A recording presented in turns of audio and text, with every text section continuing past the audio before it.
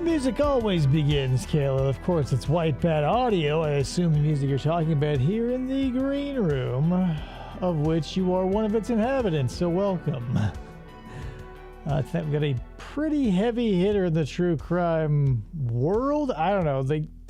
Maybe not. Maybe it's just to me, but there are some, like maybe the A-listers are like the famous serial killers, and then maybe she's like a B or C list, but still a semi-big person in the true crime world. What is up, Allison Marie?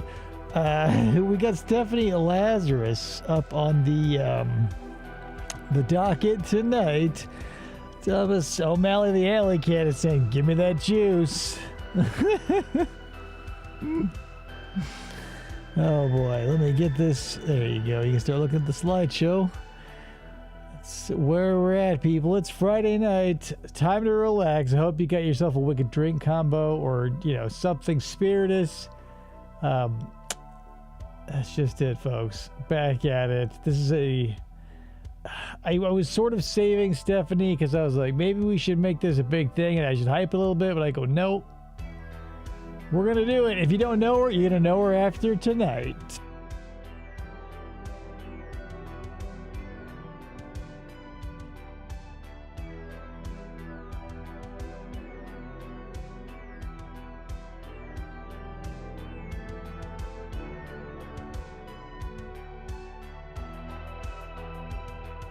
Gonna make a nasty ass Helios pizza and enjoy some FFOP. I'm not familiar with Helios. Are they a store brand or like they are Papa Murphy's where it's like a take and bake sort of situation? What is up, Matt Willis? Welcome to the green room.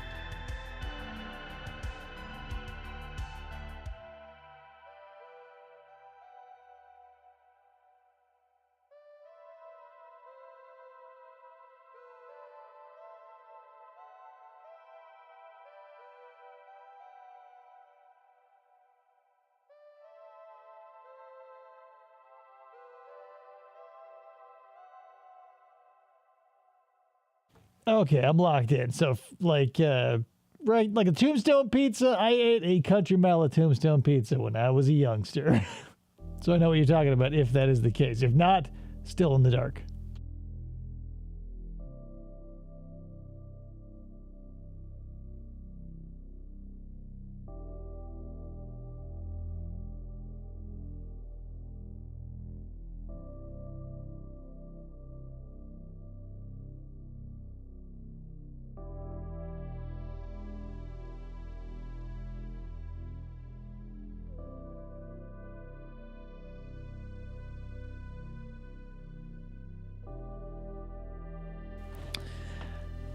Yeah, when it comes to frozen pizzas or like anything that's not like a real pizza in general, I think rectangular is the most delicious shape. You can have your rolls, your bagel bites, your etceteras, but if you can give me it in a rectangle, French bread style, that's right what we're looking at. I don't eat that anymore, but when I did, boy, would I.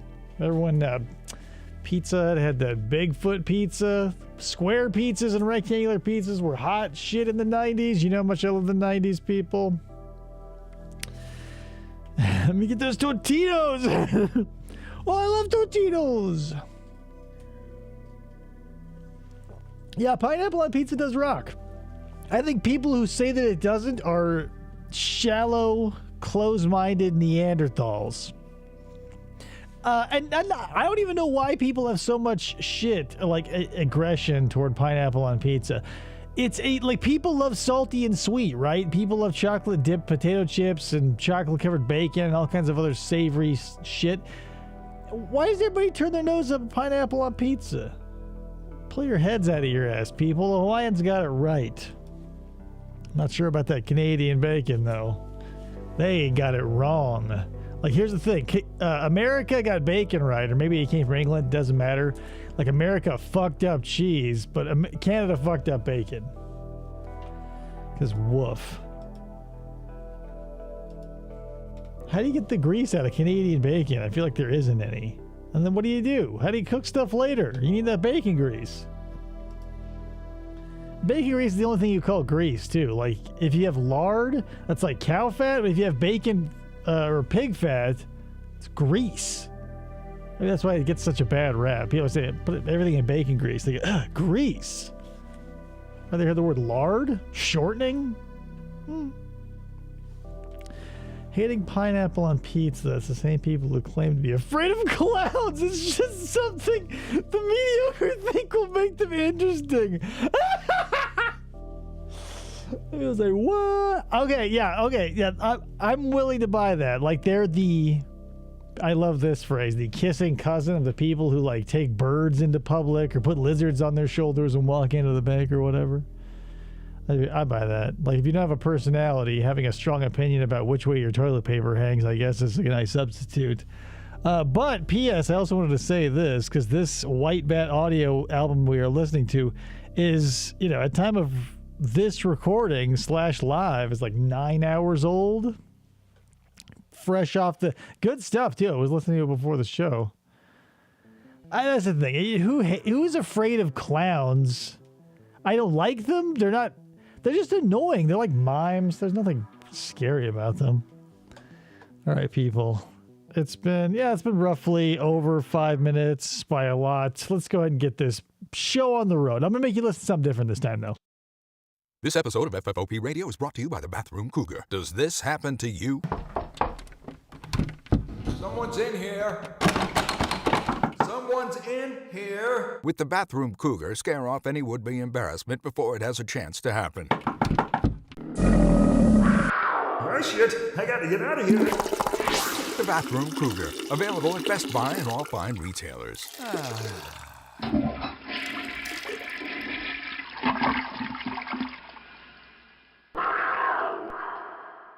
You're listening to FFOP Radio. Reach the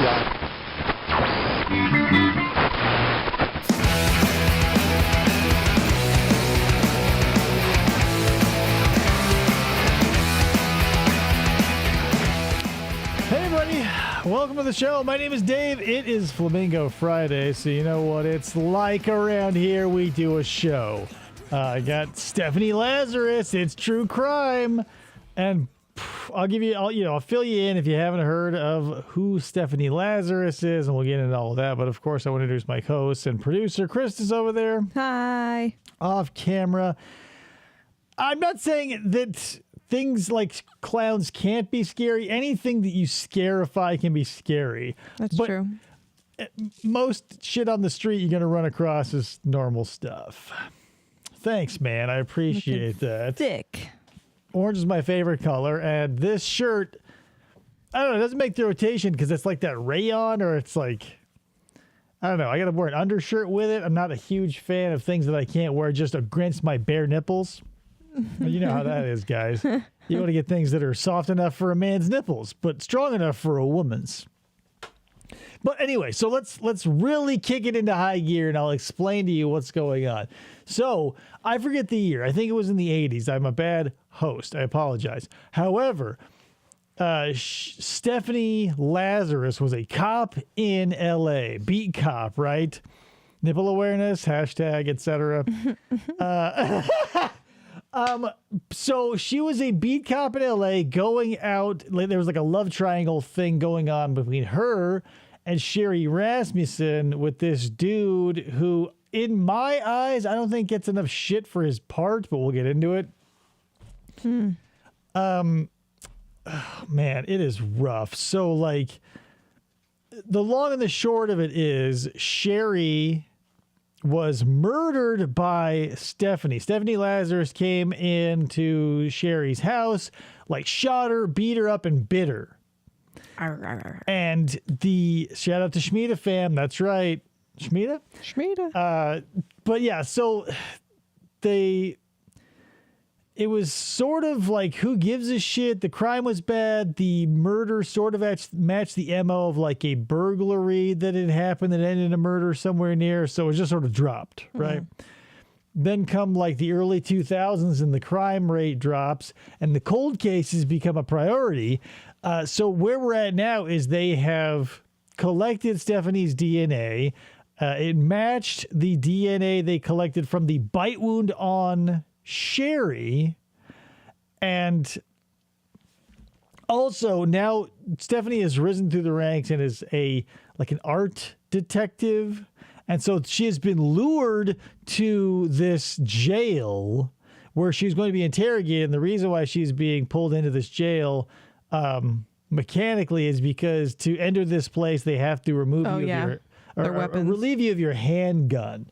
And so, yeah, we're going to watch that. It's like going to be it's a fucking like briefcase spy cam video. It's not great, but It's fine for... Right. I mean, you get everything out of it. right. And here's the thing. So that's the thing. We got Schmida fam. If you're a true crime loser person, or basically all the big names have covered Stephani Lazarus, so I'm like last to the party, but that's just it. That's what we're going over. If you haven't heard about it yet, congratulations, you're the last person on earth and I get to initiate you. If not, you get to go through it with me, and like we get to go through this together, because holy shit, it's insane, right? Luring the predator. Oh yeah, they were definitely luring the predator on this one. But I just love how, like, at the beginning they start just talking to her like nothing.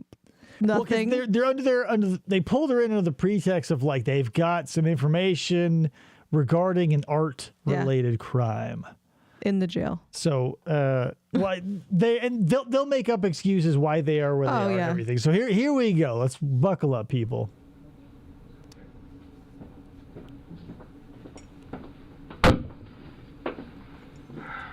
No, I know you're usually the uninitiated one, Right. Kayla, so here we go. These walls are criminal. I know, I kind of like them. Here's the thing. Not for nothing, these speak to me as like very 70s. Like I had a grandmother with a mirror on one entire wall at the end of the hallway that had like gold striations and shit. And this sort of puts me in mind of that 70s funky feel. I've watched Transformers, the movie, 9,000 times. You think I want to rewatch a true crime video with you kids? A true crime? I hope so. We've watched Cars 9,000 times. Yeah, if you guys want to talk about cars, Let's talk about cars. Let's put Stephani Lazarus on the back burner just for a second. Talk about cars. No, just kidding.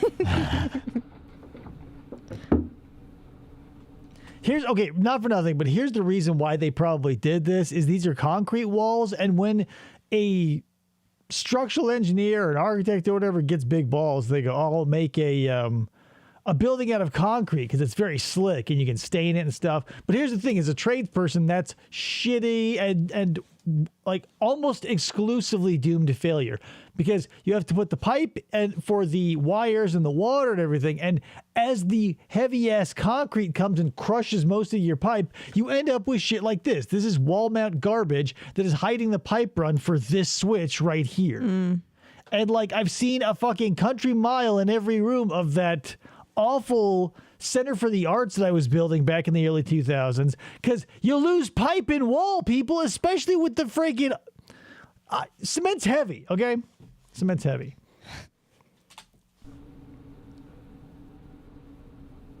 Let's go fishing. My fishing license and my what was in his console? Is his tackle box in there too? My fishing license and my console. I'm here to get gas.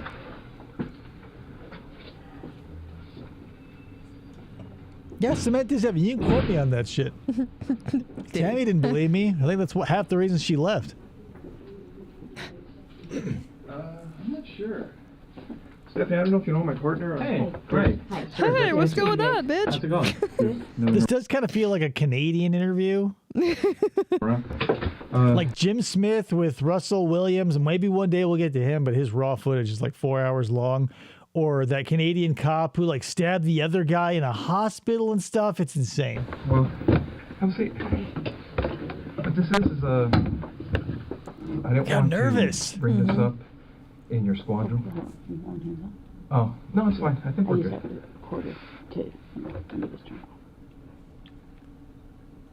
I have my own recorder and I record the things that I say for prosecution later. Hello, like you're in a room that's... She's a cop. Here's the thing. A system will eat its own inhabitants. Yeast, if you're a home brewer, they're cannibals. They will eat each other because it's like when you're at your prime doing your thing and nobody's against you, you work great. But as soon as everybody in that system you're in comes to eat your ass, you forget how to act. And that's what happens with cops. Is like every cop who knows anything about being a cop, once they get caught doing the illegal shit they've been doing, would be like, I'm not talking, lawyer up, do this, this, this, and this, and bam. Yeah. But they always have to save face and eat a plate full of shit in front of their coworkers. 100%. You're going to bring somebody in, right? Yeah, well, I can explain the whole thing. I mean, it's us, Sherry. I don't want Not to Sherry. talk about this in the squad room Stephanie. because Stephanie. I don't know who people are listening. That's true, And if that's we go to my side, everybody's always wondering what everybody Oh, else yeah, is sure, doing. no problem. Okay?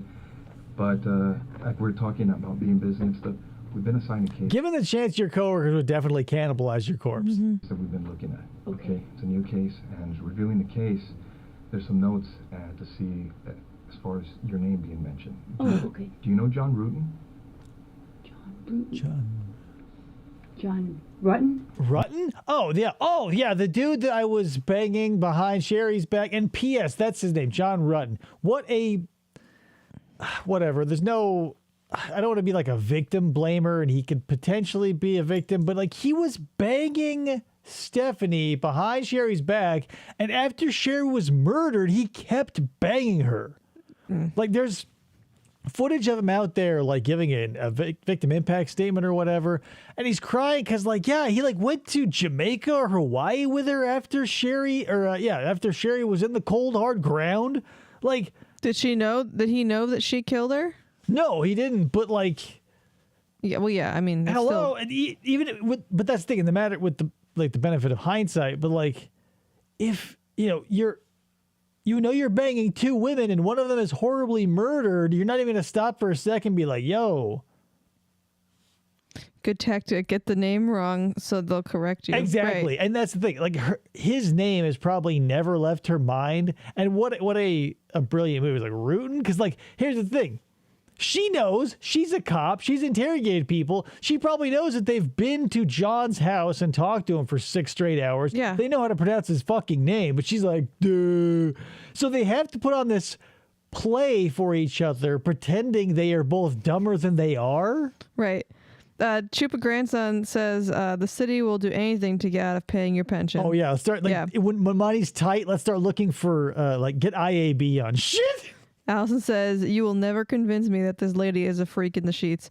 Yeah. That this lady is a freak in the sheets. She bit her murder victim. She is definitely a freak in the sheets. That's why John, I'm sure, like every time John thinks about this situation, he thinks about like the horrifying way Sherry died versus all the insane shit that I'm sure Stephanie did to his dong behind closed doors. There's no reason. I mean, that maybe some people just don't give a fuck, but I feel like Stephanie's got that crazy mindset where she'd probably do or whatever, anything. And so John was probably like blown away by the exotic shit that was happening. Exotic. What? Look at Stephanie. Do you think she's like pulling any?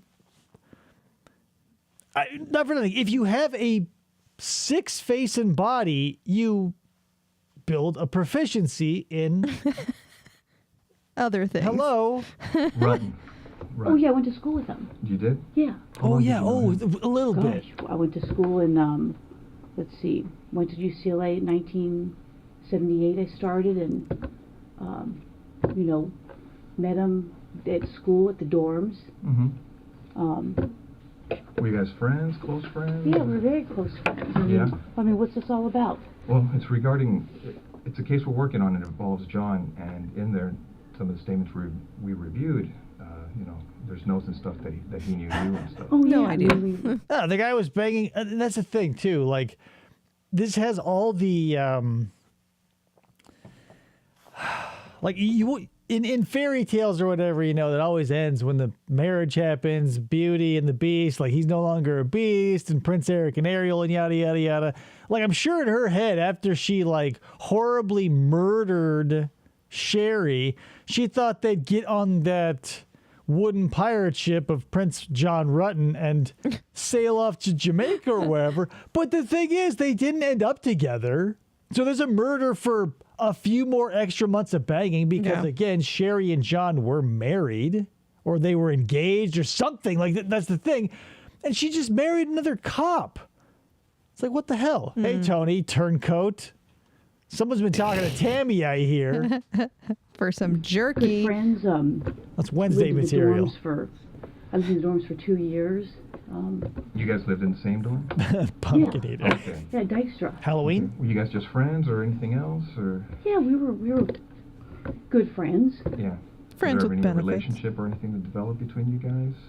Yeah, I mean, we dated. You know, I mean, what's this all about? Well, it's relating to his wife.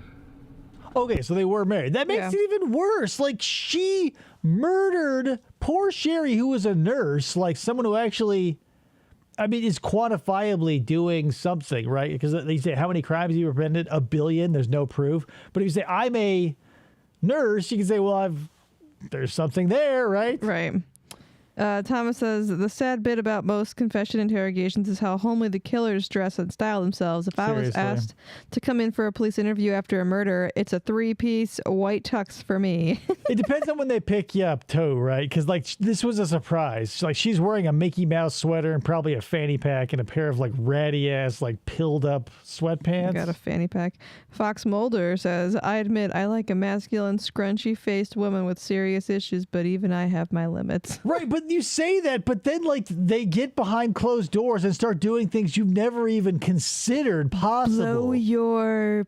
I mean, that's the mind. thing. Like, if you're a buttoned-up, normal, or even just, like, white bread, random, regular-ass American, I'm sure Sherry probably spent a lot of time learning how to be a freak. Stephanie. Sorry, Stephanie. I'm going to do that a lot. But, yeah, she also does look a lot like... This is like Pamela Voorhees' sister, right? Like, like, Pamela Voorhees went off to do the summer camp thing, and Stephanie Voorhees went off to be a policeman. Okay. Okay. Did you know her? Not really. I mean, I knew that he got married years ago. Did you ever meet her? God, I don't know. They had murdered a her. very loud and public fight at Sherry's place of work while Stephanie was dressed in like evening wear. So Nice. lots of people saw it. Did you ever see her? I don't know. Maybe. Do you know who she was? Every time I put on a 3-piece suit to confront someone at their place of business, I remember it. Well, let me think. God, it's been a long time ago.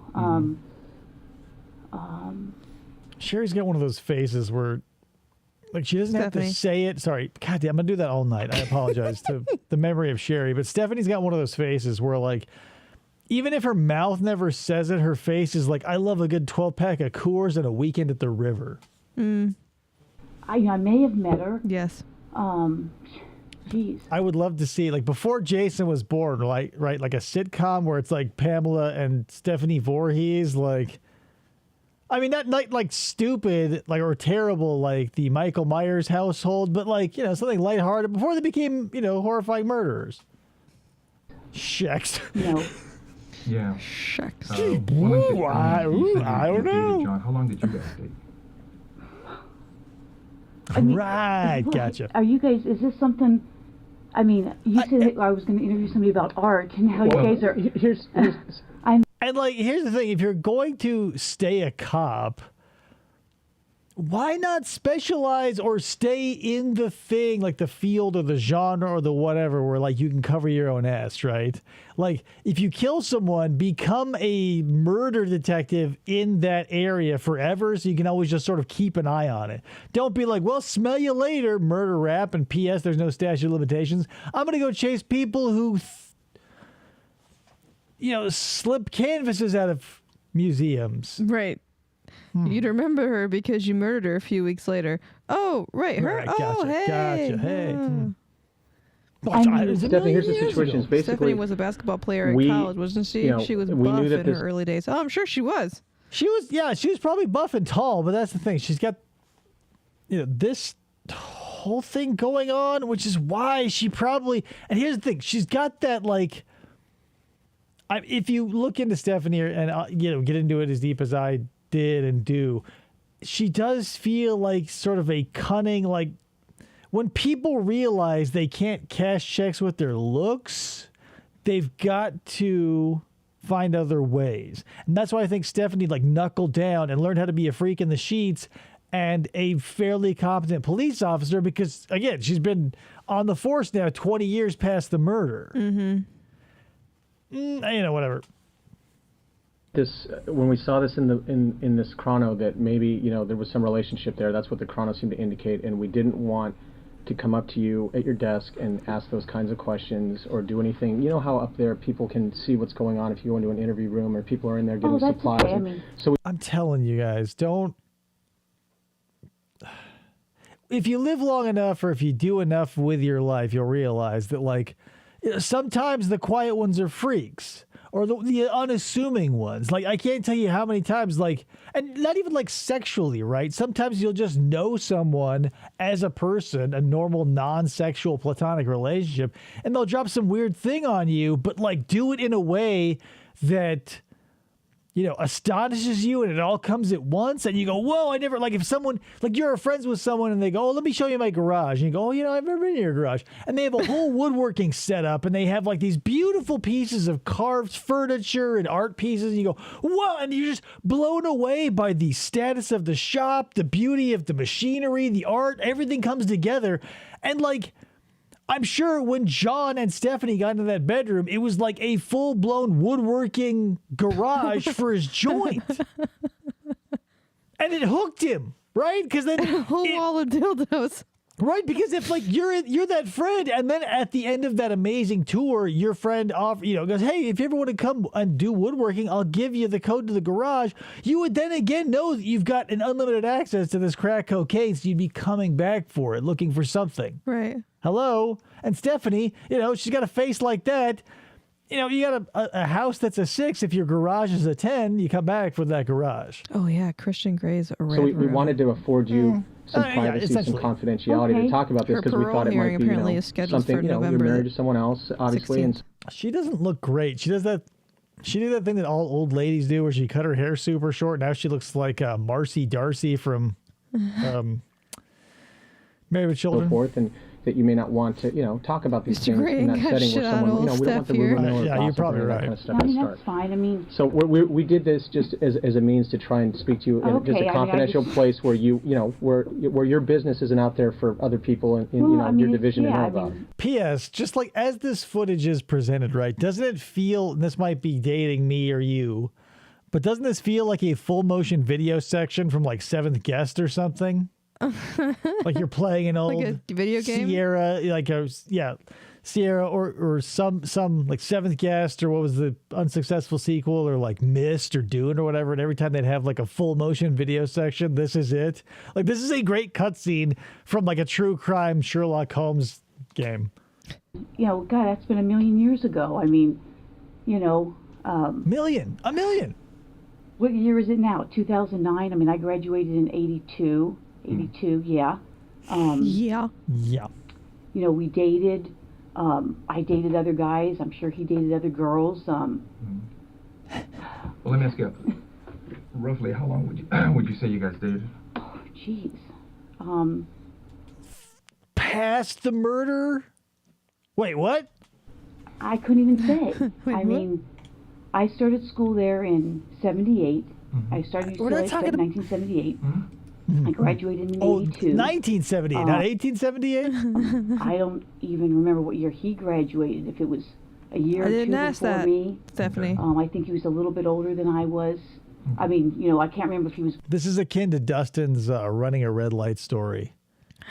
It's you're essential, you're in that nexus of still being alive, but also knowing that you're about to be smashed by the hammer of justice. So you have to tell a quick story about running a red light and getting a ticket in the mail and having to explain it to your mama, or going to UCLA in 1978 and getting a really killer hot dog at a music festival or some shit.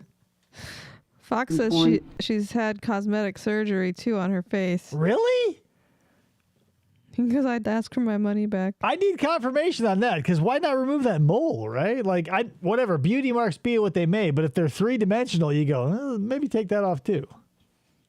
Allison is freaking out about her hair. 1960. I don't know if he was born in 58 or 59. I need Allison to live here so she can give me a I knew haircut. his parents. I knew his sister. His brother went to Northridge. In the year of our Lord, 1978. Yeah, try to cram in as many syllables and words into the space between now and your time in jail. Mm-hmm. In the year of our Lord. Had spent the night at my house before. Obviously, I spent the night at his house before. He probably spent the night at my house before. You get sucked dry, if you know what I mean. At both of our houses. Well, correct me if I'm wrong, because from what you're telling me, is you guys dated while you were in college together, right? Yeah, and probably after college. Probably.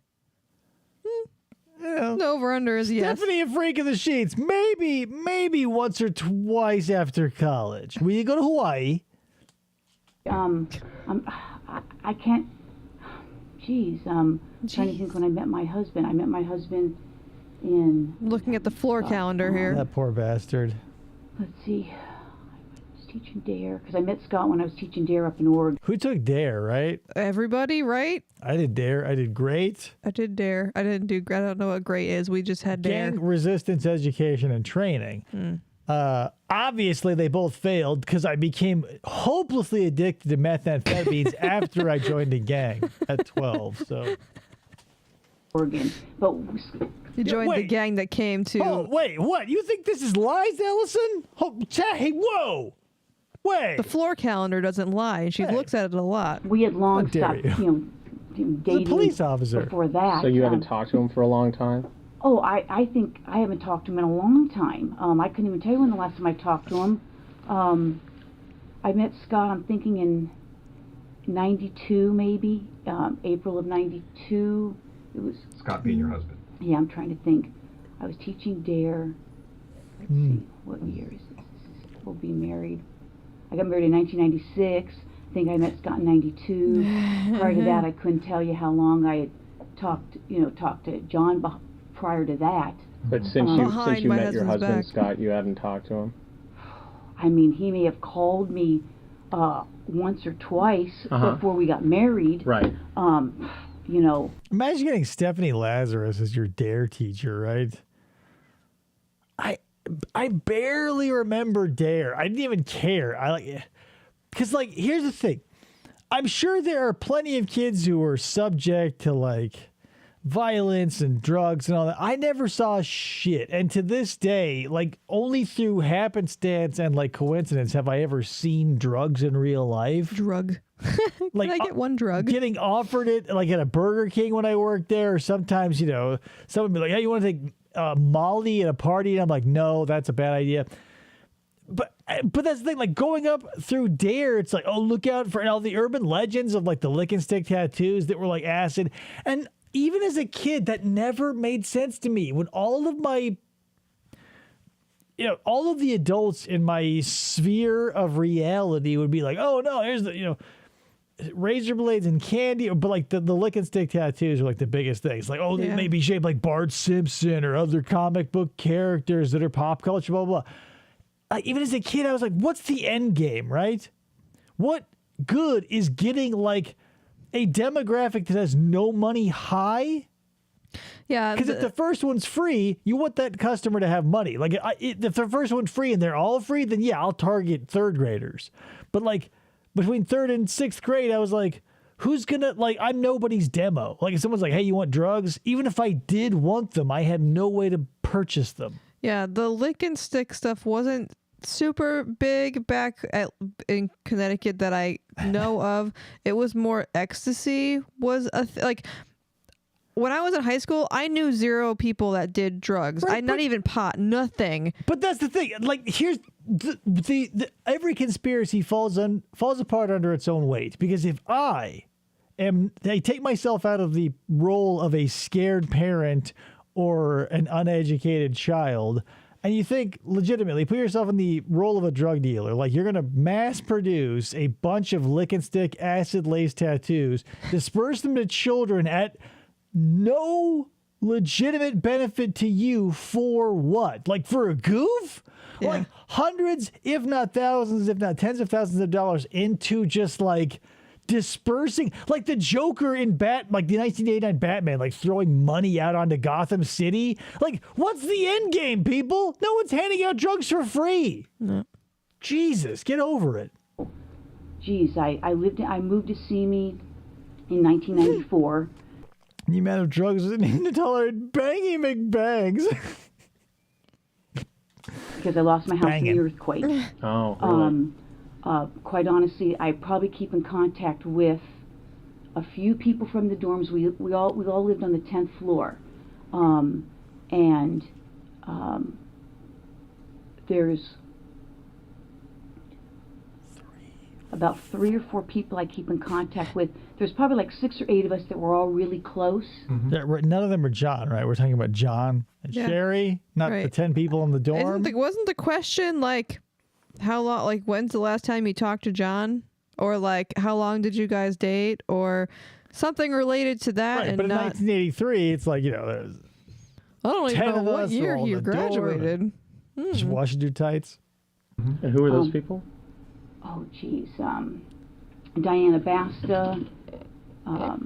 Schmida? People I still keep. I haven't been in contact with her in a long time. Why bring her up then, Sherry? I mean, what's I mean, as soon as like John Rutten, as soon as that comes up, like, you're in a deep shit, right? Like, you're in a place they've taken your gun, like, say, I want a lawyer. Like, what the fuck? I'm so annoyed. I'm that bridge generation who was taught marijuana cigarettes will literally hypnotize you into killing yourself to marijuana is a medicine. It's like being the last guy to die in a war. Isn't that strange, right? Because there was probably a time when like the last Civil War dude was like alive, and he's like, "Yeah, well, that's me." We got to if you're my age and or let's say 10 to 20 years younger than me, because you might not even check into the reality of the situation, but to like, because I'm sure every 70s, 80s, 90s, every generation, like the hippies of that generation were like, yeah, this is the decade that weed becomes legal. And like by the time it did, which was like what, the 2010s, 2020s, and it all popped, you think they'd be like dancing in the street, but it's like, no, it's just like dispensaries are opening up like Starbucks. Right. And it's just like, hey, it's like BOGO. Like there are probably 6 billboards that I've seen on a regular basis for dispensaries around here. And it went from being like, you'll kill your family if you even catch a whiff of it coming through your window to be like, hey, guess what? If you buy anything, we'll double it. Yeah. For the fuck of it. I mean, what's this all about? I mean, the homina. Hey, what the homina? Let me ask you, Hilarious. what ended the relationship between you and John? It was I don't kind know of if it a ever weird did. relationship. I mean, we dated. I can't say that he was my boyfriend. I don't know that he would consider me his girlfriend. We dated. We did things. I played sports in college. He played basketball. Are you questioning my virtue, sir? His brother played basketball. His mom made a mean lasagna. What What are we doing, Sherry? Sherry, God damn it, didn't sorry. work out. I mean, I don't know what to tell you. It was like I went out with other guys, saw other guys. I went on lots of vacations. And once you guys... I went on lots of vacations. With each guy? What does that mean? What does that mean? split, were you guys still that friends? code? Or kind of... Sherry becoming quite contrary. Friendly, not friendly? No, I don't think it was not friendly. I mean, we were friendly. I know that we went to Hawaii. Message retracted. At one point, another friend of mine who's actually dying right now went to Hawaii with us at some point. Oh yeah, she looks like the main character of the Dark Crystal, but like she got the face of a Skeksis. Why do we have to talk about the Dark Crystal every show? Guys? Every show. If this broad was smart, she'd say they did some swinger lesing out shit to get ahead of that bite mark on the dead girl's body. Yeah, I mean, Right. threesome, like the 3 of them did stuff. Well, that's the thing.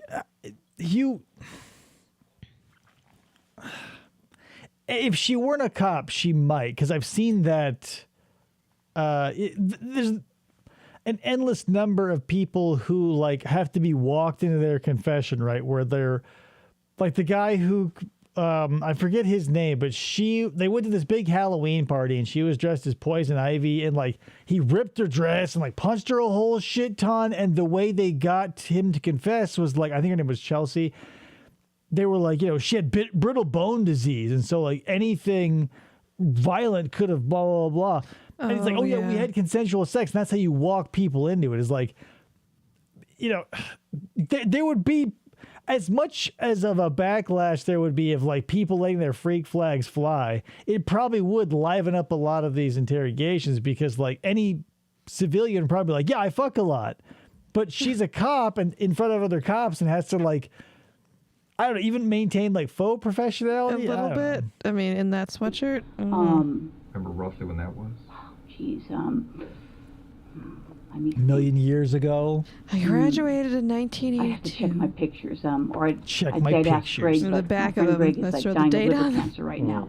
That's the great thing about a picture in a movie, right? Is any picture like this is just a sticker. But if you find a picture in a movie and you go, oh, I wonder who that is. As soon as you flip it over, it'll say who it was and the year it was taken. Sometimes where like to the day. yeah. Then you go, huh. There you go. I'm taking a zillion pictures, never on the back of a single one. Maybe that's like an old Dust Bowl thing. It is, I think, because my grandmother used to. My mom may have done it a little bit back when I was like a baby. She'd write on the back. Yeah, especially if you have a big family, you got to write it down on the back. But like, I was so bummed when I worked at an assisted living facility. They had like a memory care unit, so there's a bunch of old people in their little apartments, and I was going around, and they would put their garbage cans out for the janitors to come and take them away. And I look in this lady's garbage can, and it's just full of pictures from the 40s and 50s that she just ripped in half and threw away. Like people next to like World War II era planes and like wow, fabulous automobiles and stuff. And I was like, oh, that's so sad. And I didn't know who they were. I had no like physical or mental connection to it. It was just so sad. I like it always ate at me. Like, what did Eloise feel that night where she decided to just like destroy your entire photographic past? It's crazy. It's got the lawyer F. McCollum haircut. She kind of does look like RoboCop's sidekick if like after RoboCop she decided to like quit being a cop and like start being a wino. And you were saying that it's 2009 now. Had you ever met his wife? I may have. Did you ever yell at her loudly at her place of business while you were in an evening dress? No. Do you remember her name or anything, or? Smelly? Gary? Coleman? Or what she did for a living, or Gorbo? where she worked, or anything about her? Well, I think I'm going to say that I think she was a nurse. You think? It's a good guess. Man, I can't remember how he said he met her. I mean, it's been so long ago. Well, let me ask you, did you go to their wedding, No, I didn't go to their wedding. No, I don't. That would have been go to their awkward. wedding. Because I was fucking him. Couldn't even tell you what year he got married. I mean, it's been a million years ago. Do you ever remember if you ever talked to her? Because it seems like a lot of you It's who 2009 now. were at the school at UCLA, you guys kind of were friends during and after school, so I don't know if you guys still associated afterwards once he was married or anything. With him? Yeah. No, The range of emotions that just play over Sherry's face just then over like whatever 10, 15 seconds. It feels like she was riding through a dark ride and like the person 2 cars ahead of her like busted wicked ass, right? Like you're on the Peter Pan ride or Toad's Wild Ride in Disneyland or whatever. And you're like, whoa. And like the morbidly obese dude who like is a perpetual child is 13th trip to Disneyland this month just like blows a wicked funnel cake fart and you have to like go through it. So it's like the bemusement of the ride and like the slow realization that something is horribly wrong and then the possible dissipation thereof and then like the confusion of where that came from. Woo, right across Stephanie's face there. No, I don't think so. I mean,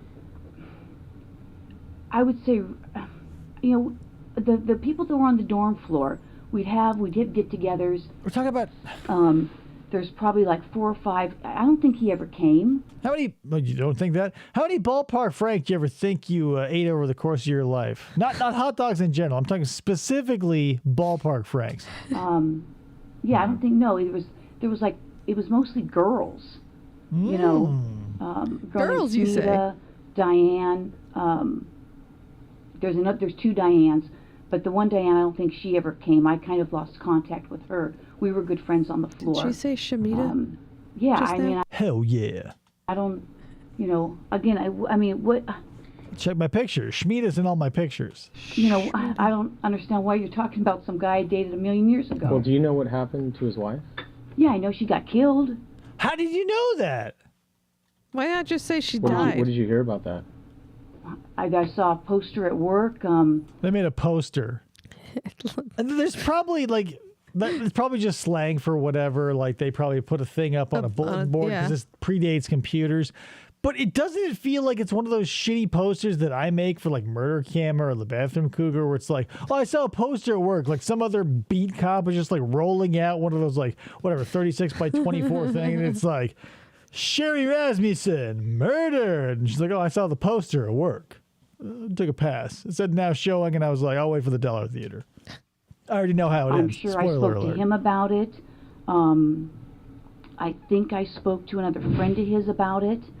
And how did you first learn about that? The poster, it told me everything. Someone could have called me. I could have heard it at work. How did it happen? Well, let me speculate on ways it might have. I think at one point there may have been a flyer or something. I know a good friend of his. Yeah, there was ticker tape parades, flyers, there were posters, there were short films, there was a whole film festival based, the news shorts before major motion pictures. It must have been one of those. Could just said the news. She makes it seem like it was everywhere all at once. Like, I saw it. There's so many places I could have seen it. It was like whatever, like sides of a bus. I was driving by. There was Sherry's face. It's 2009 now. I don't Were know. you on the job back then? A million years when that ago. happened? Yeah, I think On the so. job. Yeah, I'm sure I was on the job. That's why I would have heard about it with the flyer. You on the job? He had a good friend, Mike Ditka? Boldrick, Mike. Buttkiss? Butkus. Dick Buttkiss. Anyways, he may have lived in the dorms. I don't remember if that's how I met him. I may have talked to him. I mean, Does that matter? I don't remember how I heard. I mean, I don't even remember what year it was. So the answer to do you remember how you heard would have been no, right? Not like it could have been this or that, or it could have been that. Like at the end of that 8-minute boring rainbow, the answer was no. You don't remember? Let's do that. You think you said you thought his wife was a nurse. Do you have any idea where she was working at the time, or Saint Murder? ever mention that to you? Was it a hospital or a doctor's office? I'm sure he must have mentioned it. Now that you're bringing that up, I think she worked at a hospital somewhere. Now that you and mention I it. may have met her at a hospital. I may have talked to her once or twice. Gotten angry in my at a evening Or dress. more. But being that you were kind of used to see John, was it everything okay between you guys? I mean, there wasn't anything uncomfortable or anything Were you fucking? Is I'm getting that? Hell yeah, she says. between you and her? Hell yeah. I don't know. I mean, it's been so many years. I mean, uncomfortable. I mean, That's why I want a very loud car, and I own a very loud bike, because one day I want someone to be watching some sort of video captured in the distant past and to have some jackass ruin it by like revving his motor down the... So cool hearing Stephanie be like, I was 1,000,000 years ago. It was like some dude is doing like wicked donuts right outside the wall. It's radical. I can't even remember if we had a conversation. I mean, we may have. I may have seen her at his apartment. Geez, how many years ago was that? I don't even know what year she, got killed. Where was his apartment? On Roscoe. Okay. Yeah, Roscoe and Coltrane? east or west of DeSoto. Either east or west of DeSoto. Do you know where he moved after? Did he move after he got married, or do you know, or? So Your window is just rustling the papers on the big hoagie. I'm sure he did. Did you know where he was living, or? Somewhere in the valley? Did you ever visit him and his wife? No. No, never No. went out. How to, dare you? Get together, dinners. Anything of that nature? No. Like I said, his sister used to come over. His sister had come to my place. I knew his brother because his brother played basketball at Northridge. In fact, I was just coming across some pictures that I had just scanned from. I take a lot of photos. Like 10,000. Like 10,000. Like a lot. And I just did a service where I scanned everything. And I'd seen some pictures of his brother playing Where basketball. you just put them all on your computer so you could have them accessible and do things with them? Oh, well, my yeah. partner. I'm doing so many things. P.S. I want to... Krista, where's my new camera? Is it over there? I want to show you guys something. Speaking of... I don't know where it is. My Kodak camera. All right, she's going to look for that. Let's get back to the show. He had a deal to scan. So I spent a ton of time just scanning photos. I mean, I paid a company to do it. So I've got photos of, his brother, his sister. She paid a company to do it. My dad bought like a VHS. Oh, thank you. Now I'm going to show it to you guys. Check this shit out. This is a 1999 Kodak digital camera. Kodak, the pioneer of the digital camera, the creators, and then put the kibosh on it because it would ruin their film sales. And here it is. This is a DC-265 digital camera. It won't accept anything, I believe, higher than a 32 gigabyte compact flash card. I tried putting a 64 gigabyte in and it said too big, can't understand it. This shoots photos at 1 megapixel, people. 1 million pixels. The power of this camera. I can't believe it. Look, the cap, it's connected. It takes 14 years to boot up. How do you like that? Every time you have to take a picture, it's still booting up, people. Wait for it. Wait for it. The blinking light will stop. And then, bam! You can take a picture. Like, watch. Yeah. All you need is 45 seconds and hope in your heart that it, like, whatever you're looking at doesn't change. It sounds super healthy too. Thomas says, "I love the scream of old technology." Isn't it beautiful? And it's like as if it's screaming in pain there toward the end. But like after I got the Goodwill price tag off it and whipped up, or wiped, there's still a little bit of the wax crayon that they have to put on literally every fucking thing that passes through there. But here's the thing, 32 gigabyte memory card will hold up to 4,500 pictures. So I'm ready to go out and take thousands of pictures. Look, we got to do it again. Jameson said he blinked. Oh, God damn it. Yeah. Hey, that's the thing. I've only got like 4,459 shots left. I can't go fucking reshooting every shot where some fool blinks. I mean, you had 90 seconds for the boot up. Why did you blink? Matt said I had a digital camera in 2004. It was pretty crappy, but fun. Yo, my first digital camera was the Sony CyberShot. I forget which version. It took the memory stick, but it was 3.1 megapixels. And I remember being so blown away. This was before I was like a amateur pro photographer and didn't know about like raw files and stuff, but I was like 3 megapixels. That's incredible. Dave didn't know about doing it raw. Didn't. It took years before I realized I could do a raw. No rubber. 10,000 pictures? Oh yeah. How long does that take them? Months. Now, what do they do? They put that on a? I'm just curious myself. Do they put it on? They get that all on one DVD? They don't need like a hard drive or anything? No. There's like, I think. Ever heard of a thumb drive 700. detective? Technology. Mr. Roosevelt. 11 DVDs. Yeah, I don't even have time. It's a series of DVDs that they put them on? Oh yeah. Oh, okay. Yeah, I mean, They give you, for every DVD of photos that they convert for you, they also give you one DVD of the Carol Burnett show. I'm not that familiar with computer stuff, so that's why I was asking. It's like 11 DVDs. 2009. So, I haven't had a chance to go through them. You could go through and pick which ones you don't want. I don't have time to do that. Right. So like you said, did I, I don't think Anyway. we ever socialized.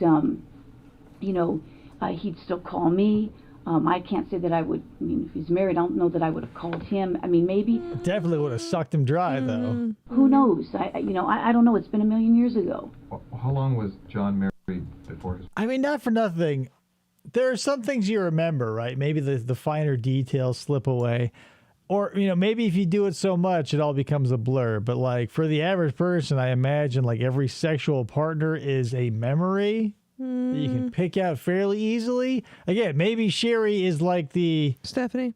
Sorry, maybe Stephanie is the Wilt Chamberlain or the Engelbert Humperdinck of her department, and so like by dude 1400, she's like, you know what? I'm gonna stop counting, but it doesn't feel like that. His wife died. I have no idea. I have no idea. And after his wife died, did you? I don't know much about computers, but I have heard one day we'll be able to send messages to one another over a type of mail type platform. Hell, that'll be the day. God damn, man. Technology. It'll be there one day. But here's the thing. You know what's crazy is like, again, if you're old enough to have experienced this, because now technology is moving so fast, I don't know what kids will be nostalgic about in the future, but like having one of those thick LCD laptops in the early days of like dial-up internet, and like to get we share memes now that are like, or like memes or clips or GIFs or whatever. They can be up to like 30 seconds or a minute of material. Whereas like back in the day, a 15-second clip of South Park would take 4 minutes to download. And then you just have to watch it repeatedly because it took so long. It's insane. Did you just reference Engelbert Humperdinck, you old son of a bitch? Start tearing up your photos because you ain't gonna be around much longer. Yeah, I know. That's the thing. You start dropping Engelbert Humperdinck references and you go, well, there's more hours behind than ahead. Did you talk to him again or anything? Yeah, I mean, I did talk. But the fact that you knew who I was talking about and know that's an old reference means that you're probably going to die first. So, gotcha. I talked to him, probably his parents, probably some other friends. Probably his pastor, probably his Boy Scout leader. I'm sure I talked to him. It was a million years ago. But you're not sure where he moved to after he got married? Like, when her face just looked like he was telling her, like, I'm about to shoot you, so make peace. She looked like a deer in the headlights who, like, was able to somehow grasp the idea of mortality in that moment. No idea. I mean, never went over to visit him or I don't think. meet I mean, his I wife don't think so. I mean, it was a million years ago. It's a million I years don't know. ago, guys. I mean, I don't think I did. 2009 now. I mean, I know he lived on Roscoe for a long, long time. I mean, I may know. I mean, he may have told me where they lived, somewhere in the valley. I mean, he may have said I lived over such and such, but I couldn't tell you specifically where. But you don't remember specifically. Really quick, speaking of old-timey references, I was going to have this hopefully be a layup, and it's not. It's not going to be one, because just like, everybody loves TCAP or whatever, there was a time in like life where you could write a song about being attracted to a child, like Chuck Berry with Christine 16 or whatever. And I was hoping it was Engelbert Humperdinck, but it's not. It's Gary Puckett. But Gary Puckett had a song called Young Girl, right? You guys remember that song? Young girl, get out of my mind. Like, he's singing a song to a child, telling her that she has to get out of here because he can't control himself. She's just too sexually viable as a child. And so he wrote and produced a song about it. Specifically ever going over to visit him or visit He says, them. better run, girl. You're much too young, girl. That's something you'd hear in a TCAP channel. Wherever he moved when he left Roscoe. Like that terrible narrator from TCAP. You'd better run, girl. You're much too young, girl. I want to rock your body, baby. Honestly, I don't know. I don't think so. But, Okay. I don't want to say, no, I don't think so. And then he says, oh, yeah, she came over for something, dropped something off. And then I'm in jail for murder. I don't know. So if you did go over there, just be like a Yeah, you're right. Jameson knows what I'm talking about. It's gross, right? Happy birthday, Sweet 16. Blech. Those dudes are like 30. quick thing, like you're saying, drop something off. Or What the fuck, guys? The 50s and 60s, popular bands were singing about 15 and 16-year-olds like there was no problem with it. What the fuck? At least Gary Puckett knew and was like, get out of here. He wasn't like a Chuck Berry or Neil Sedaka. He wasn't like, hey, whatever, 16, let's go for it. Gary Puckett was at least like, hey, Watch out. Watch out. But you don't remember as far as like going there to have dinner or like a social, anything at the house, party? Well, if you guys know something, I don't know. I don't think so. I mean, but...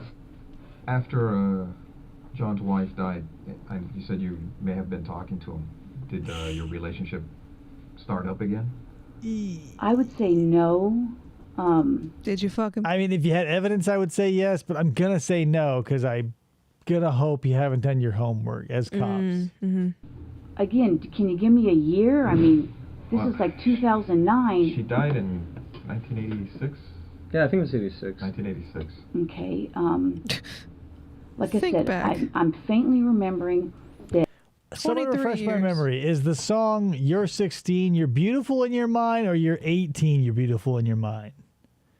You're beautiful and you're mine. Another one, but I feel like it's 16. Still gross. Dudes in their 30s. That I went to Hawaii with my friend Greg. Greg and I got certified for scuba diving.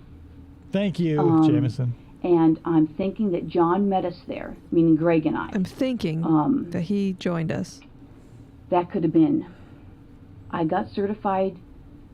Being scuba certified is like becoming a real estate agent, right? Like it's so easy. Any lazy or bored housewife can go do it.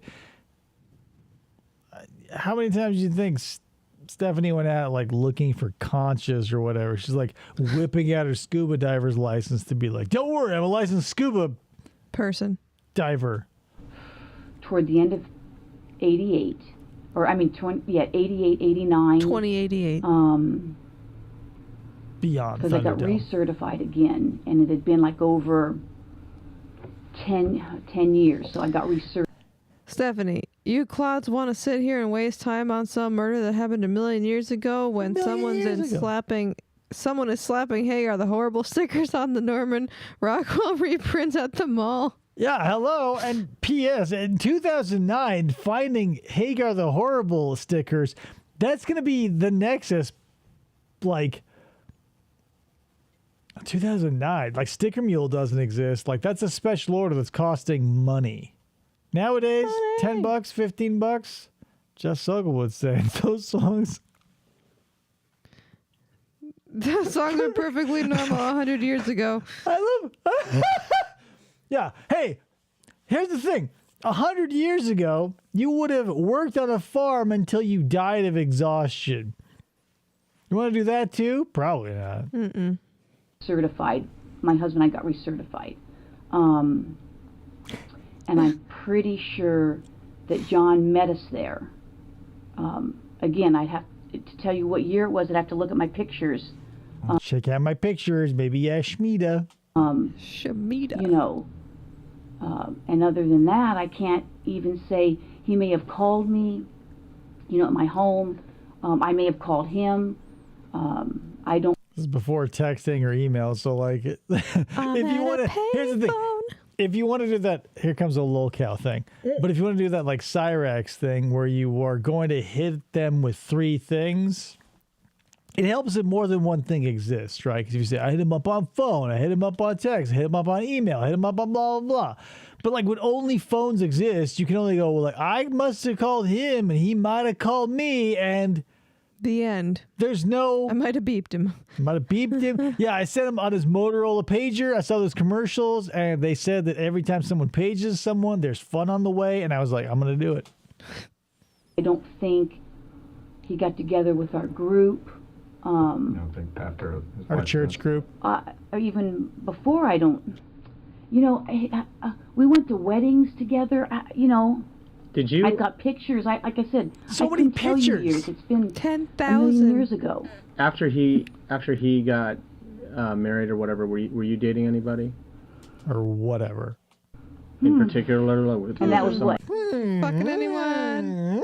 She's like a weeble. She'll wobble, but she'll never fall down. What year? She might when she gets 1986, you arrested. said? I think he got married in around 85, 86, something like that.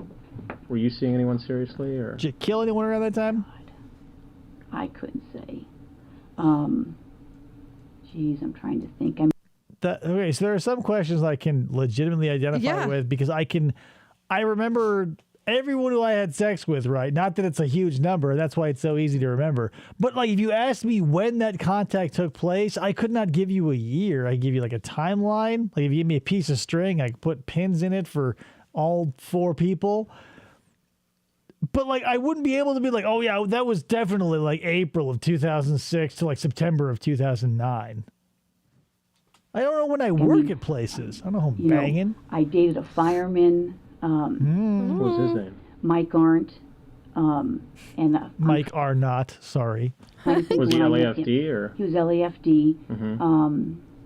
Trying to think when I went. No, she bets on softball with that haircut, Jameson. I probably met Mike. I went to Devonshire. Let's see, I left Hollywood in 80. I worked Hollywood 84 to Failed 85, actress. I think. And then I went to Devonshire, and that's when I met Mike. Mike Dicka. And some other firemen. And What, the station next door? no, actually, Because I used to work Hollywood, so I was just wondering if it was the no, station no, next no. door. It was when I worked Devonshire. I met Mike. Oh, okay. All right. And I'm trying to think. I went to Devonshire in 85, and I'm thinking that I would have met him probably sometime shortly after I went to Devonshire, because I met. If this took place in the 90s, I would have 40% more interest. But the fact that it took place in the 80s, I'm like, I don't give a fuck. Move along, Stephanie. Him and his. I actually met his buddies at a fire. And Bless you. We met at a fire. The place is on fire. He showed up. I showed up. I was like, what's up? then Barcode bangs. I read that first as Barracuda bangs. That made me think of Barracuda by Heart. Mike and I dated, you know, just really kind of casually. If you can call it that. And we remained P.S. good friends. Side note, not related to Stephani Lazarus. All I want to do is make love to you. That song, terrible meaning to that song.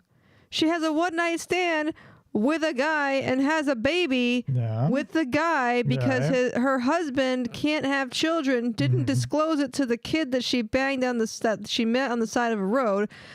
Didn't tell him that she got pregnant. They meet again. Kid looks just like him, and she's like, "Listen, I love my husband, but you had semen that had sperm." Right. And how many times do you think that's happened legitimately over the course of human history? Millions? Yeah, but they didn't write songs about it.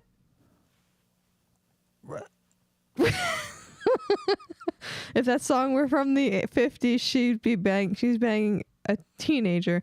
Oh, for sure. Yeah. Yeah. You still in touch with him, or? Unfortunately, Oh, really? he died in he had a car crash. Sorry. That's not the point of art. The point of art isn't to be like moral or ethical bastions. Like, that's a real thing that probably happened a zillion times I'm sure, over. but like, and I didn't you're realize only it. imposing, like, so what? Like, a life was created. Dude who was cucked doesn't know he's cucked. Dude who was the cuck doesn't have to pay child support, so he's off the hook and got to bang a rock star. Like, it's win-win-win. Just relax. It's fine. He did race cars, and he did was race heading cars. into They a walked in the garden and they planted a tree. Yeah. The tree was the baby. wall. I couldn't tell you what year that was, but he passed away. He was in a coma, and they pulled the plug. Right. Seems like Yeah, people just live in anyway. comas all the time. I get it. Nice, Stephanie. You know, I couldn't even tell you what year. I'm thinking I went to Devonshire in 85, and I know I met the guys because it was kind of a funny incident of how I met them. At a fire. And that's how I was remember. funny. It was sometime probably 85. Right. Stephanie's 1982 sitcom, How I Blew Your Father. You know, if we specifically, I don't even know if they remember. The other two are now married to somebody else because I kind of, all three, I mean. Did you kind of socialize, like when you were out with Mike, did those guys come out with you too? Was it kind of like, did you do stuff with his Kinda friends? all Or? three. Did she fuck all three of them? Like, was Mess there up their ever like a marriages? very sweaty night and like one of those extra large family porta johns at a college football game where like maybe 4 people's DNA intermingled at one time? Gross. Depending on if you want to count the toilet seat up to 20. Well, there were three. There was 2 firemen, Eric and Gary. I met them first. Then they introduced me to Mike. So that's how I met Mike, and Mike dated. He was the only Mike and I non-married dated. one. Mm-hmm.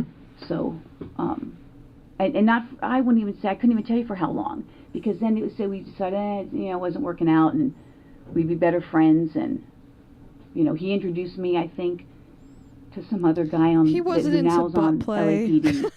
That's the thing when you're.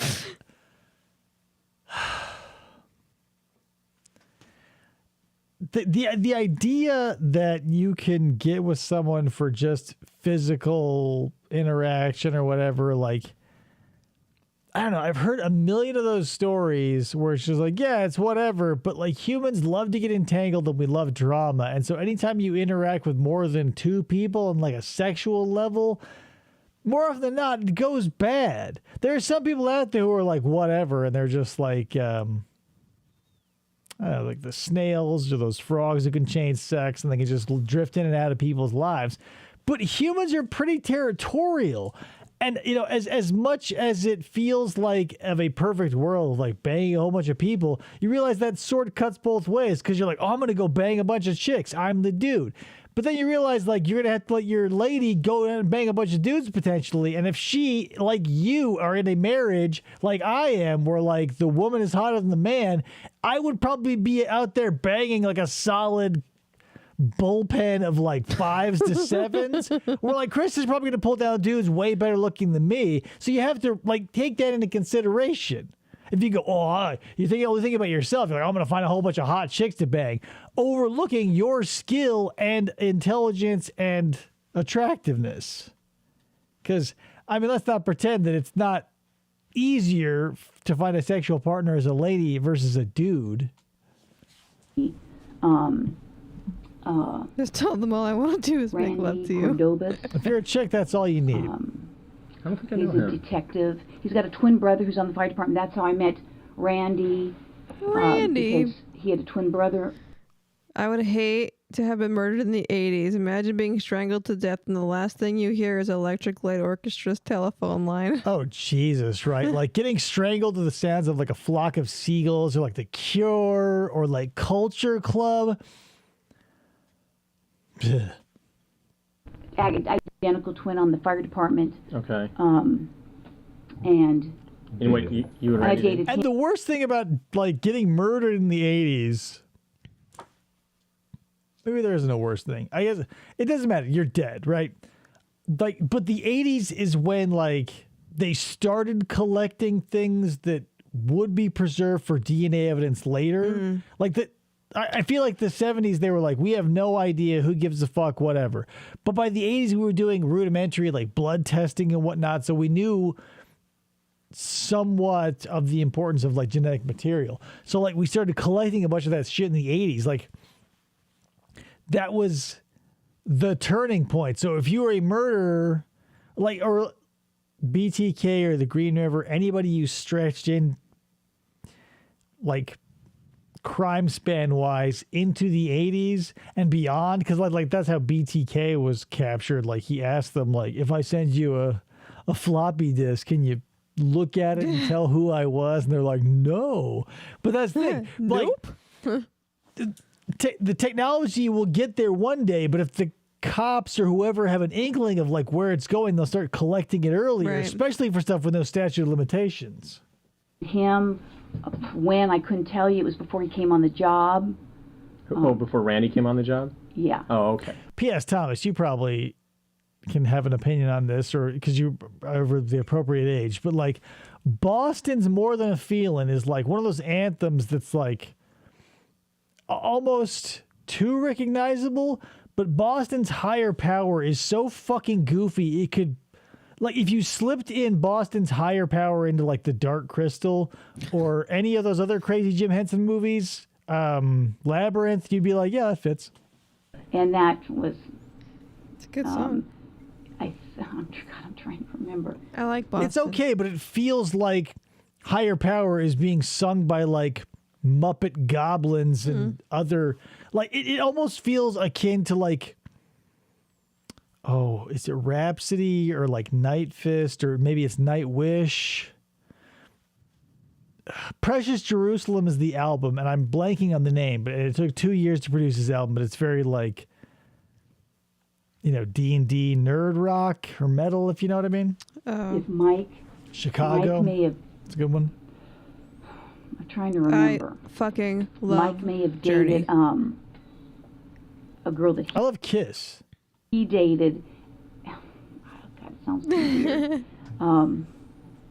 Randy may have dated a gal that Mike was dating. Randy. And then Randy broke up with that gal. I couldn't even tell you the gal's name, if I'm even thinking of the story Who the right. fuck And then cares? I started Classic dating gal, am I right? Randy. Yeah. So again, He was dating a gal. They broke up and weren't dating anymore. So it's like, Oh my god. you know how it is, guys. It was a million years ago. I mean, Can I go? not like I was a huge floozy or anything, but No, But but you I know, dated a I lot mean, of the lot fire times, right, department. You know how people are the things that they say they are not because they say they're Look, not. you're Like, not a skank because you've done it before. I'm never going to tell people I'm not an alcoholic because they'll think I'm an alcoholic. Right? I say, I'm not an alcoholic, but that means to them, it's shorthand, that's dog whistle for I'm an alcoholic and. I'm not an alcoholic, but translates to everyone you're saying that to is I'm an alcoholic and. At least I'm not a sex pervert, but means you fill in the rest. my female partners that I've had, it's hard dating My guys that female aren't sexual involved partners. in kind of our Consensual. right? Because some guys are intimidated by yeah, actually, women police Randy, officers and Randy was like an engineer at the time. He was like some kind of an engineer. on a rig on a fire truck. No, an engineer. Oh, a professional engineer. Yeah, he wasn't like a coachman on a train. Like he wasn't Casey Jones, an engineer policeman. That's not the internet, right? They can't be like, oh, I don't know computers. Engineers have been engineering things from the beginning of time. Engineering. Oh, like on a locomotive. He's an engineer. He meant on the fire. Yeah, and then I okay. think he lost. Right, but you wouldn't be an engineer of a fire truck. You'd be the engine man or the hose man. There's supposed to be an engineer. It's a mechanic versus an architect. Like, oh, he's an architect. Like, oh, building arches? What do you mean? the job and then came on the department. I see. So, But getting back to some stuff, as far as you recall, after John's wife died, Let's get back to like the main point of us did being you start here, a relationship Let's again get out of the 80s and into reality. with and then back to John, the or 80s when she died. dating casually or anything like that? like I said, he met Greg and I in Hawaii. Okay. That was something you guys kind of planned together, like go as a group, or you ran into him, or No, I think that You just whoopsie daisy stumbled He upon the just dude's showed up. dick that you've been banging behind your husband and his wife's back in Hawaii? Whoops. Like, when I run into people I know at the grocery store, my mind is blown. I can't imagine going to like a different state and like on like a multi-island state and end up on the same beach as the dude. Like you didn't want to go Kauai over Maui or the Big Island versus Oahu or whatever. Like, hey, whoa, what a coinky dink. And it just rolls off your back like water off a Staying duck. in the same hotel at the same time? Wow. obviously I must have talked to Oh, him. hey, this door on this wall that connects It's our two rooms? connecting. That's weird. What a coinky dink. Oh, what? My breath smells like John's dick. What a coinky dink. And I said, hey, I'm going to Hawaii with my buddy Greg. Good buddy. We're scuba. We just got certified scuba diving. We're going to be in Hawaii. Hey, if you want to come and join us, come join us. You can't And scuba I- dive in California? Here's the situation you would say something like that. Like, hey, me and my buddy just got our bartender's license. We're going to this bar to celebrate. Or, hey, we just took the Tuscany-inspired cooking class through Olive Garden, and we're headed to a pizza place to celebrate. Meet us if you can. No one's like, hey, we just learned how to scuba dive. We're going to Hawaii. So if you've got a spare 10 days, drop several $1,000s and meet us at the resort and we can chill as buddies. Yeah. Thomas says, I would love it if she got really oddly raw with them. Like, oh yeah, Randy was dating this one cutie, sweet gal. Donna, maybe? He loved to raw jog back then, but with AIDS out there, that's too much. Right? And that's the thing. Some people pine for, the horny people that I know in my life.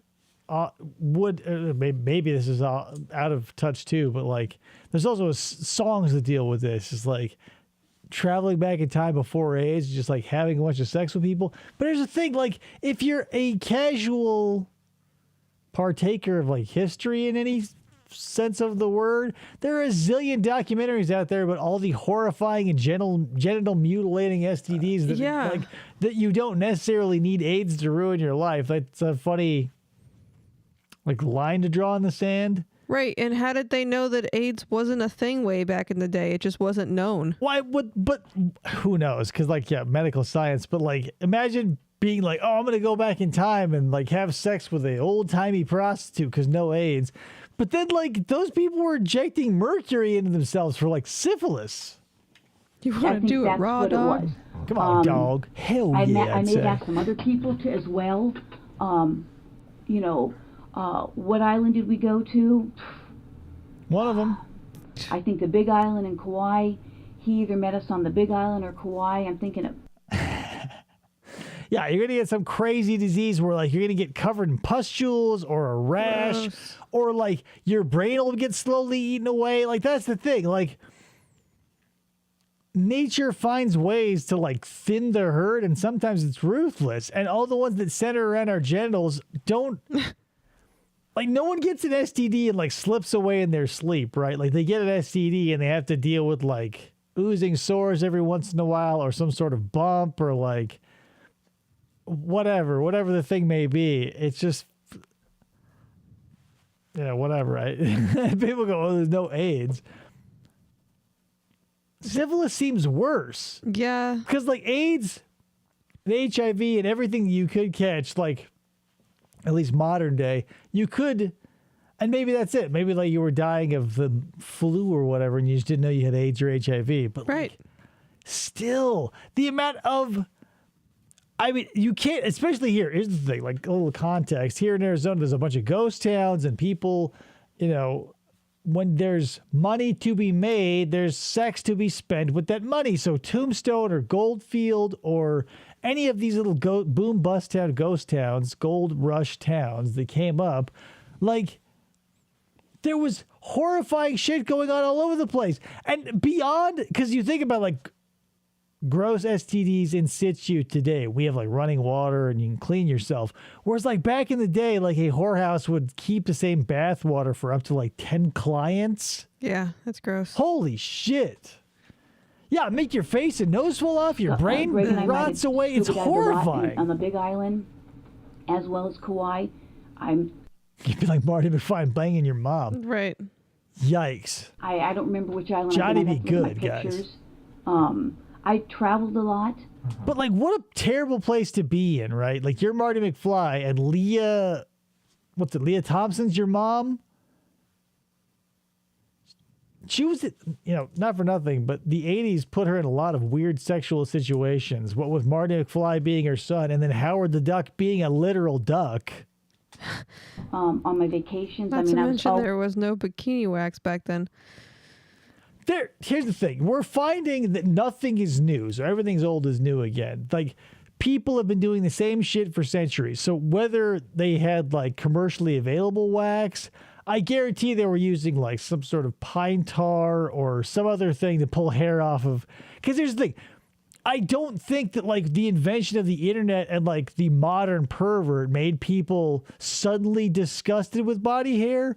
Like we move in waves. Like you'll go none and then a bunch and then none and then a bunch. So like, 60s and 70s was like full bush and then it waned and now it's sort of coming back. I would imagine. I don't know. I don't keep up on like. It's a crazy thing now. Like, so.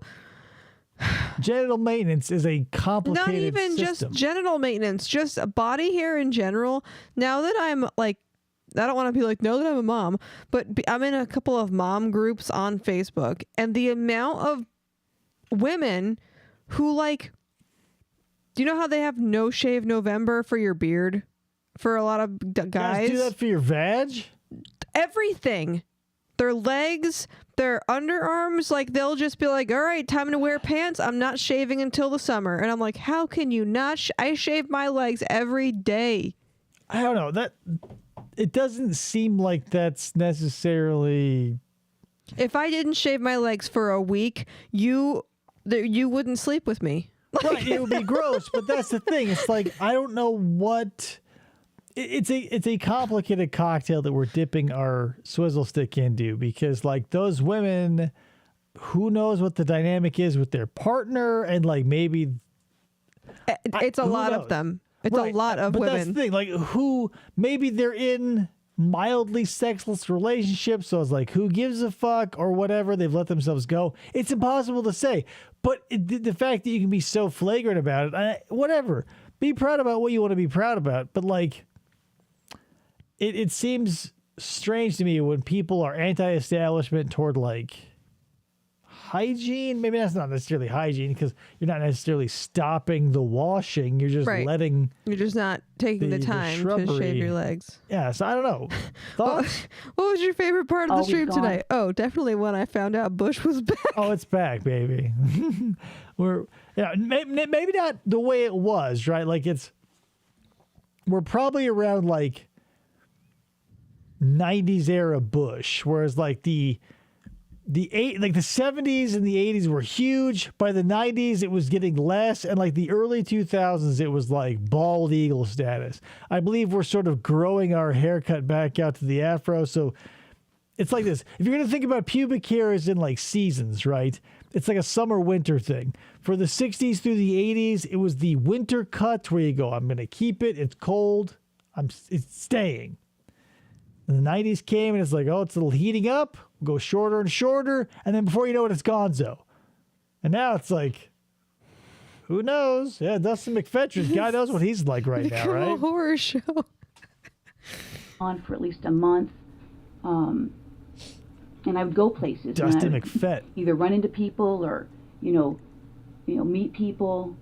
And Greg, this Greg we're talking about, he was like someone you were dating? Like a or dude? Just a buddy? Or? No, you know what? I would say we started out probably Complicated. just buddies.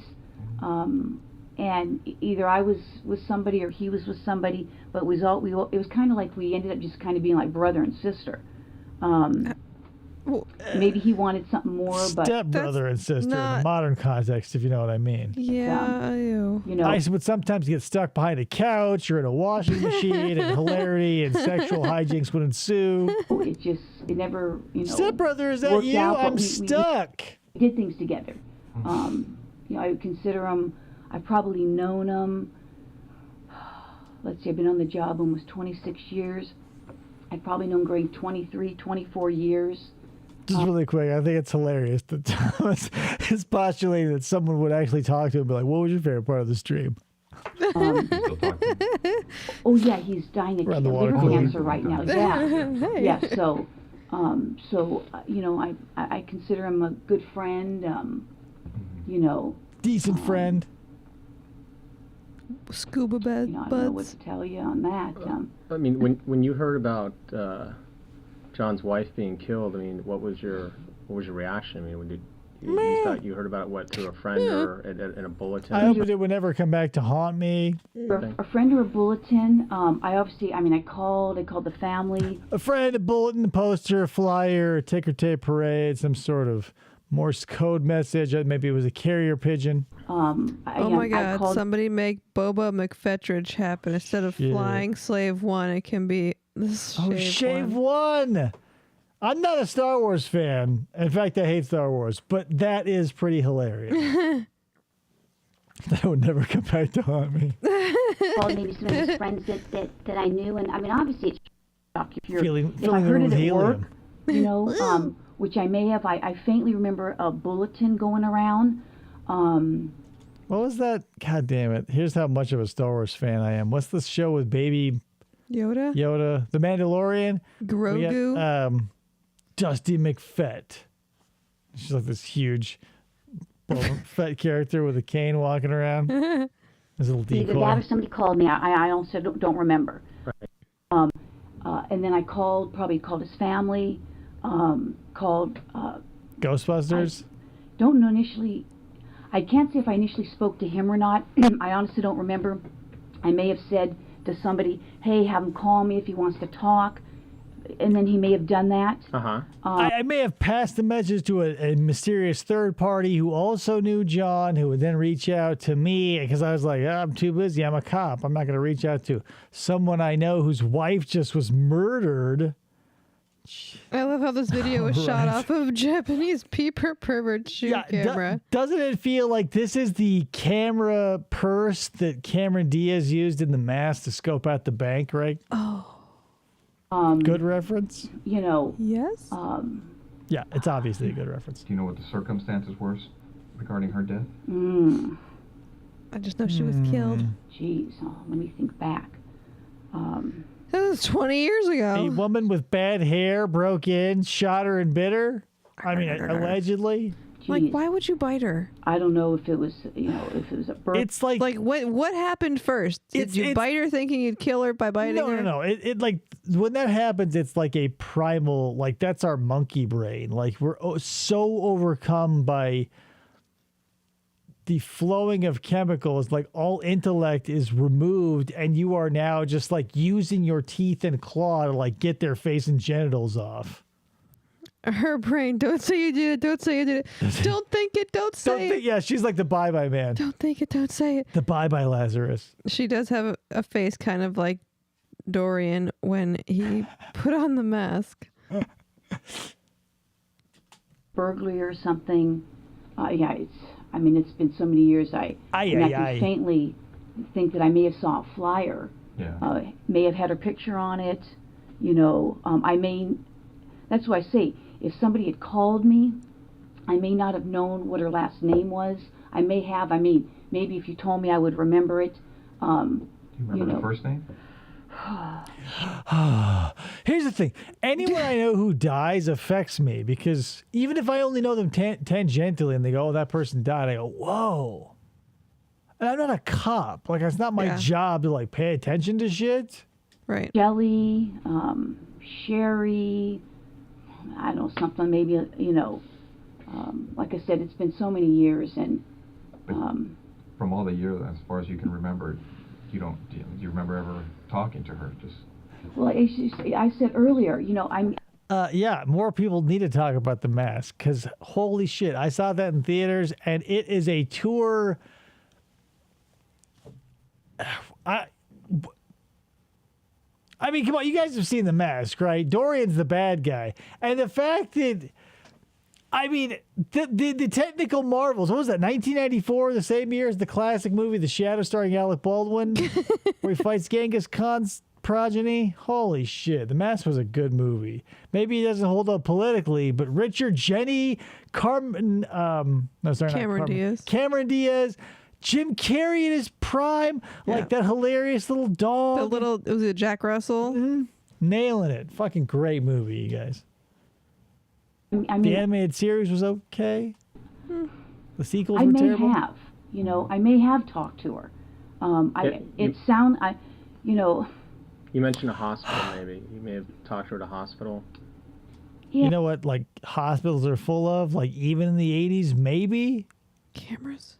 Maybe not. But definitely people. It's a fuck ton of people in hospitals. Yeah, everybody digs The Shadow. Alec Baldwin, when he wraps that scarf around his head and his nose grows to the size of mine, he fights crime. It's unassailable. You can't not like the 1994 classic starring Alec Baldwin and Kim Basinger, The Shadow. I've never seen it. Yeah. Jesus Christ. The Genghis Khan great-great-grandson hypnotizes the entire city to not see a building. Yeah, I may have. Wow. I'm thinking back now. You guys are. I think he also kills Alf's human dad. Fun fact. So today is our the gold knife that hates people. Yes. Is our dating anniversary. Date-iversary 10 years ago, and you made me watch Alf on our first date because I'd never seen it before. Elf? Alf. Oh, Alf. You made me watch Alf, and we watched 2 MST3K movies, and one of them was Star Troopers or whatever that stupid one was. Starfighters. I don't remember any. And Red Zone Cuba. Bringing up all these whole memories. No, it kind of dusts off the cuff. Lutheran Pacific Railroad. Jeez. Yeah, P.S., what was up with that knife? Like, that knife is like a Buddhist symbol. Like, you can find that all over the place with the 3 heads, or sometimes it'll be like a crown. But, like, why was that knife so angry? I'm thinking that because, I mean, we would date, he would date other people, I would date other people. And I think, you know. Tim Curry was in there somewhere, too, who I think is one of Kublai Khan's hypnosis victims. Was it Kublai Khan? I thought it was...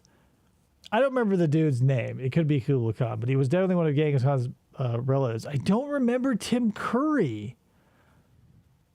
I do remember the dad from Alf, though, because he's a security guard. I think he's like the first one that Khan Super Jr. kills after he gets sent there via like a fucking old-timey like Christmas Story Fragile lamp with like all the straw and shit in it. It's crazy. You know. Yeah, the knife. Why was the knife so angry? 4 stars. The Cincinnati Press. At one point, I mean, he may have been dating her, or I don't know, maybe he was married. I don't even remember. And I'm like, you know what? Why are you calling me if you're either dating her or living with her or married to her? Because I honestly don't remember the time frame. And I'm like, come on, knock it off. And now I'm thinking I may have gone to her and say, hey, you know what? Is he dating you? He's bothering me. Yeah, if I were in a situation, right, where there was a woman who was trying to snarf my dick, I would definitely go straight to her partner and tell her that I would tell him that he needs to get that bitch in check because she's constantly trying to nibble my sack. Right? You wouldn't go to the person who's like trying to bang you behind their partner. You'd go to their partner and be like, hey, rein them in, like they're just a disobedient puppy.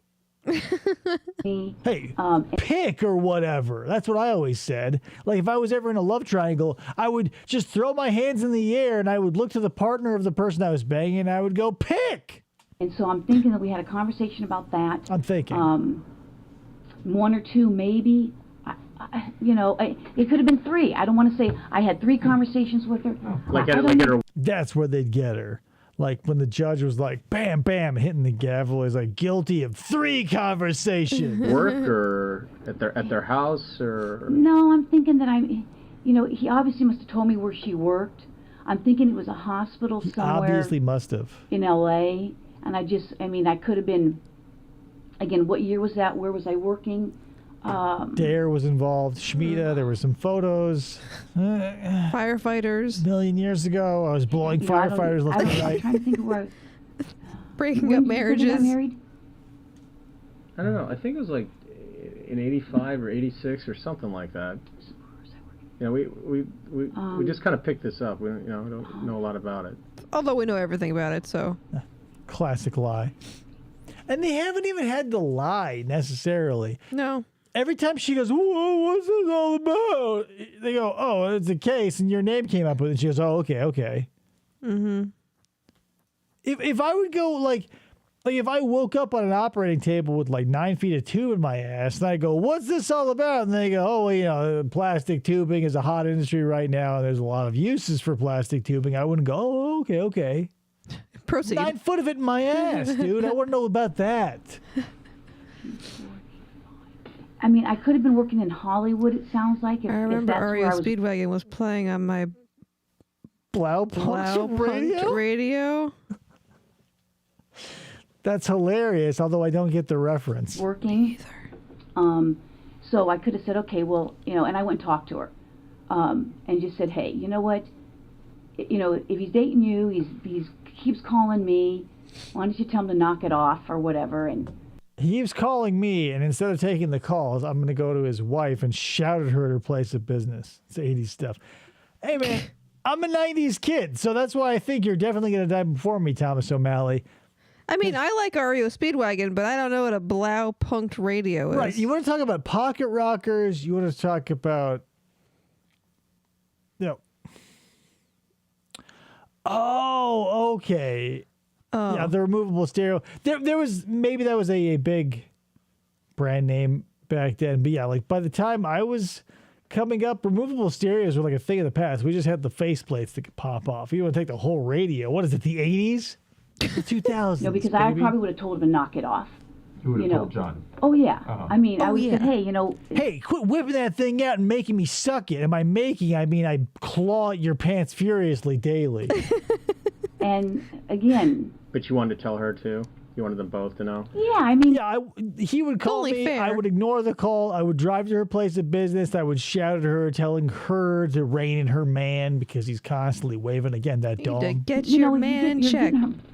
called, and I'm faintly remembering when Scott moved in with. I never got that when like the partner attacks the person that their partner is cheating with. Like if Krista were to go and bang a dude, I wouldn't go like ring his bell because maybe he doesn't know about me. Hello? Like the person who definitely knows about me is the person I'm going to have questions for. Right. Like when, not that I'm proud about this, when I was the other guy, if the dude blasted into the room and I was, full disclosure, I did know there was another dude, but if he blasted in, I'd be like, oh, who's this dude? Be mad at her. She knew, obviously. I've got plausible deniability. In with me in Damn. 1993. Yeah, we had anti-skip Walkmans. We didn't want our shit skipping.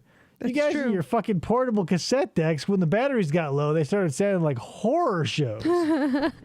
Sometime in 93, because I met Scott in Classic skipping CD players. in April of 92. I was teaching DARE up in Oregon. Mm-hmm. Stop talking about Dare. And he moved down. In fact, he may have moved down in 92. 92 or 93. There was a big earthquake. No, when was the big earthquake? No, 94. 94. Hurricane or Earthquake Irene. I think Scott might have moved in 93. Sometime in 93. Excuse me. Pardon. I threw up a little. And so, excuse me. Jesus Christ. And so I faintly recall that John may have called a few times. I've been It was in, 9/11. Here's the thing. I've been in that situation where you have to burp in like an important situation. But how do you not just like coach it as like a heavy breathe out, especially in this situation? Like in an interview or whatever, you have to burp, and, you know, you can't hold it anymore. You just go, and hope that your epiglottis doesn't throttle itself to death, which she could have done, but she's just like, excuse me, pickles for lunch. I'm like, hey, you know, I've got. He goes, look, can you talk or something? I'm like, you know, no, I can't talk. I've got, you know, I'm living with somebody. Right. You know, and that could have been a few No, I can't talk. I'm driving down to the hospital. Let's yell at your wife to make you stop talking to me, bitch. times. It could have been once, could have been twice, could have been 3 times. Yeah, I lady. don't know. Lady. You know. And that's during the period of time of the earthquake that you're. Well, no, probably after Scott moved in. I think I met Scott in April of 90. Where are we in time and space, Stephanie? Like, what the fuck? Like, it's 1,000,000 years ago. There's an earthquake. It's There are 2009 pictures. now. Like, it's somewhere between like the reigning of the dinosaurs and the advent of film photography. Somewhere in there, you guys were banging it out. 92, Oh, okay, right before. April of 92, because I was I stopped. Man, what was sex like in '92? I was 9, had no idea what it was like, but I was 4. it's probably going crazy back then. teaching DARE.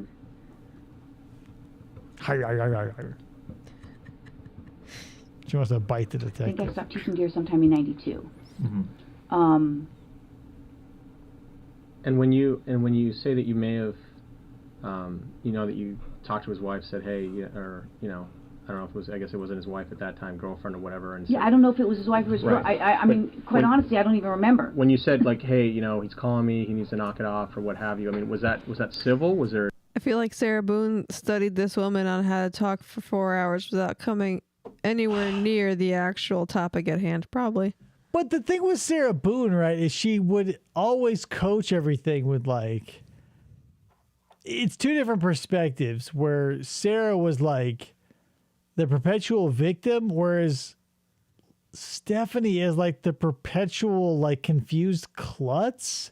Like she's just giving off these vibes of like it's her first day on the job. Well, she can't come across as the perpetual victim because she's one of them. Like, so it's a different. There are similarities here. I think it's just aesthetic because like the mechanics of it are different, but the long-windedness is again, it's like the DMAC thing. Anybody who can talk about anything that isn't what they're in that hot seat for, they will. Like when Federico Gondolo on this channel, you know, his ass was fucking shackled at the waist.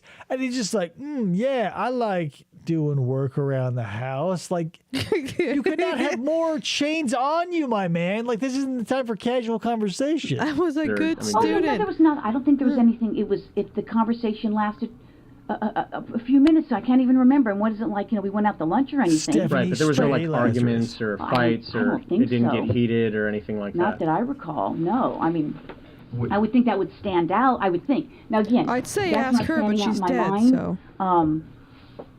You know. So you didn't have any problems with her then? You didn't have any issues with her? No, I mean. So if like we had dozens of witnesses coming forward saying the exact opposite, like would there be any reason, Stephanie? Any reason?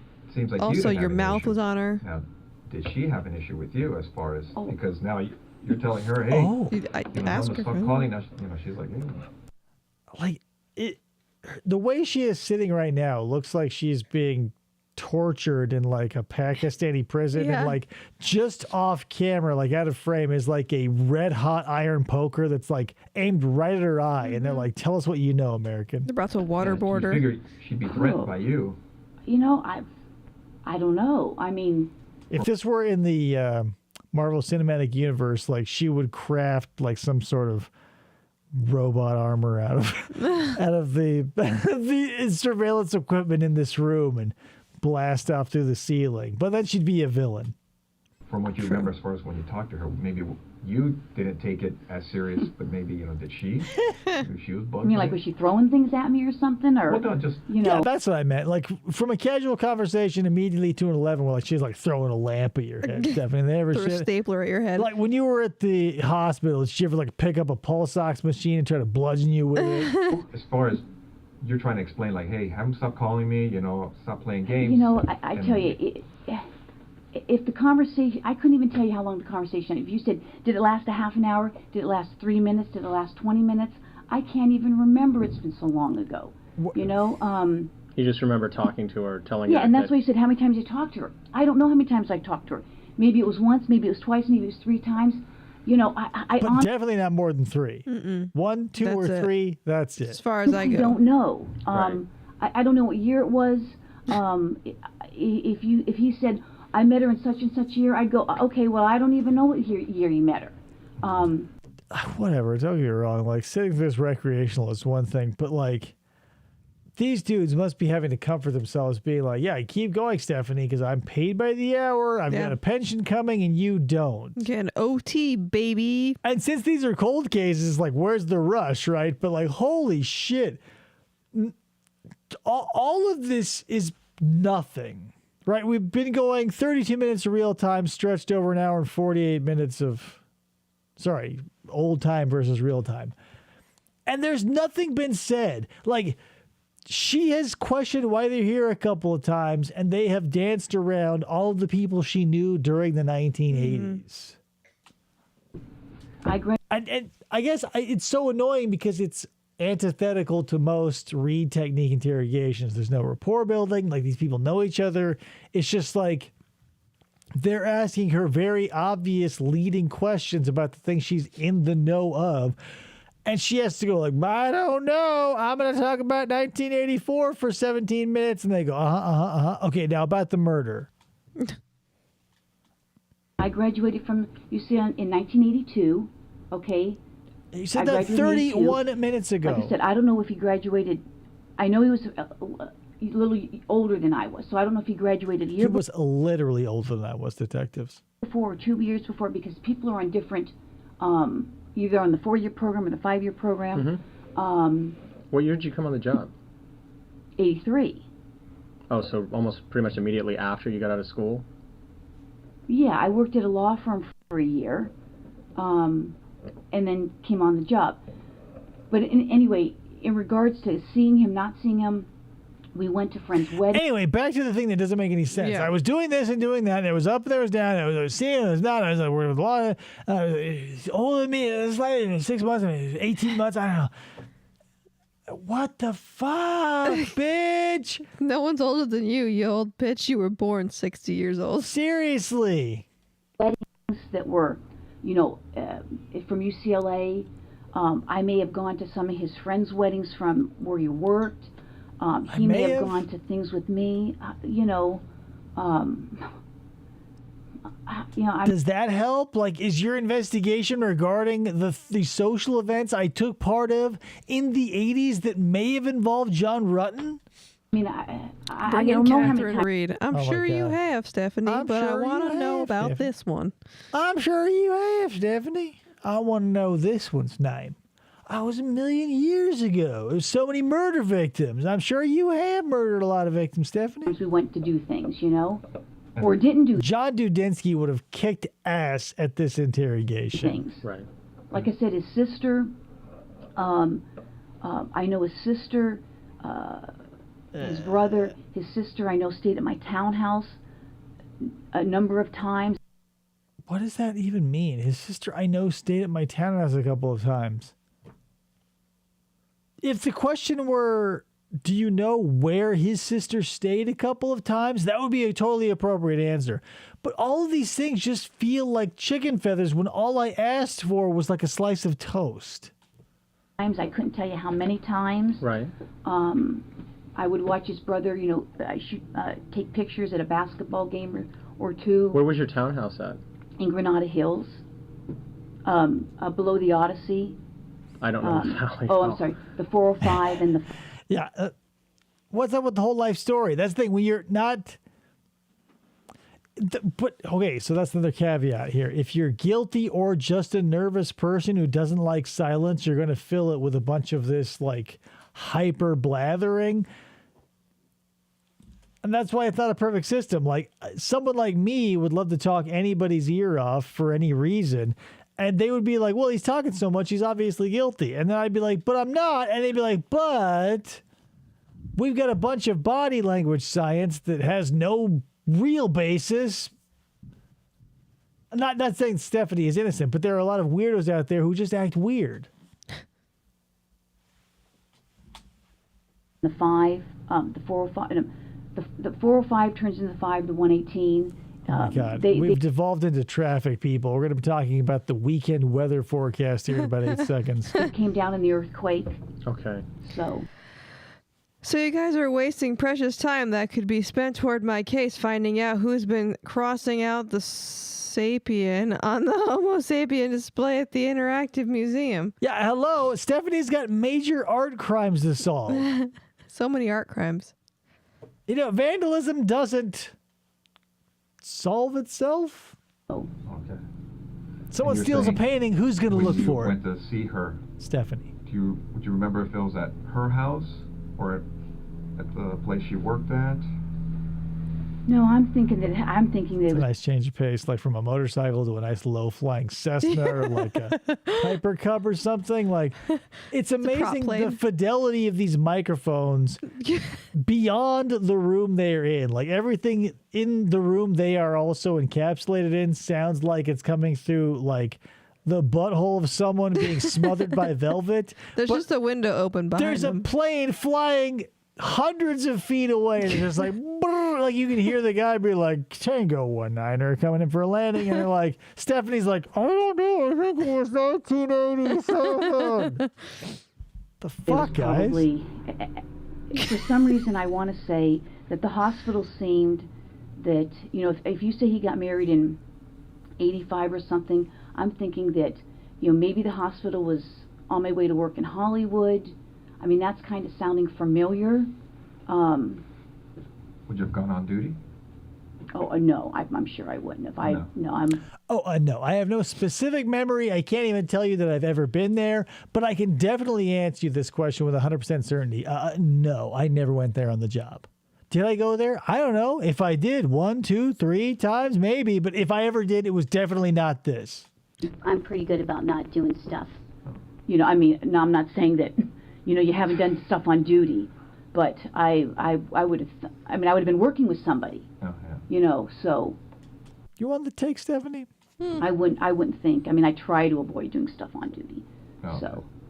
So you would have gone. I try and not do like the things that policemen shouldn't be doing, right? Like the corrupt shit. But I mean, come on, we all do it, The right, abuse guys? of power, like turning on my lights to get through a red because I'm really tired at the end of a long day. On those en route to work, you more than likely would have gone to her work and had this discussion with her. I mean, that's sounding familiar. I mean, that's now that you guys are bringing this stuff up. I mean, that sounds familiar. But again, I mean, you know. This is if, like, you know, when you see those videos of like large ships after they're built, they just sort of drop them into the ocean. They go whoosh, and there's that big wave, and they go wee, yay, in the ship, and everything's cool. Sometimes they'll throw champagne on it or whatever. This is if, like, after building the Titanic, you have to lower it into the water an inch at a time, and so it's going to take roughly 4.5 months for the entire thing to go. And everybody just stands there who's involved going, all right, keep it going, keep it going. We'll get there eventually. What's this got to do with me dating him and her getting killed? I mean, I don't think. I mean, I was dating her, him, she died, we kept dating, fucking, sucking, etc. DNA wasn't a thing back then, so get off my ass, guys. Do with it, and you got something that's somebody said, whatever. I mean, well, like we said, we just literally got this the other day, and you're going through it. Yeah. And you see and you saw me say, your oh, name. it's next door. Right, and so, I mean, obviously it's like we recognize the name, and we know that, you work next door to us, and so we're trying to get some background, we're trying to figure this out. I mean, this is from a long time ago. Oh, I know. And and things have been kind of slow for us, and so, Chief Beck. Stephanie, there's a crime spree in this city and we're wasting precious time. Someone's been stealing the wall art from Holiday Inn. Oh, the Holiday Inn. Guest rooms, cop. Steph, Red Roof Inn on line 1. Stephanie, dear God. Oh, yeah. Like at the end of, or the beginning of her every day is like walking through a CSI style crime scene, right? Where like she's David Caruso and like, it's like, oh, whoa, this like a Monet print that they got at Goodwill for $14 has disappeared from this red roof or this DoubleTree. She's like, oh my God. She slides on those aviators. Beck has said, hey, I want you guys working. I don't want you just sitting around reading the paper. Yeah. So he's kind of pushing some older... And so he canceled our subscription to the paper. It's 2009. Cases out even to the guys that work active cases because, and so we see this and we're just like, oh, well, we want to talk to you about it. But of course, the only reason we did it here is because we're getting into some pretty personal stuff in your relationship. I thought I had the... I hope you're looking for... I thought I had the Caruso scream. I thought you did. It didn't make this iteration of the... I got this. Nope, hold on. Cool. That's the closest I got. My husband's on the job. Yeah.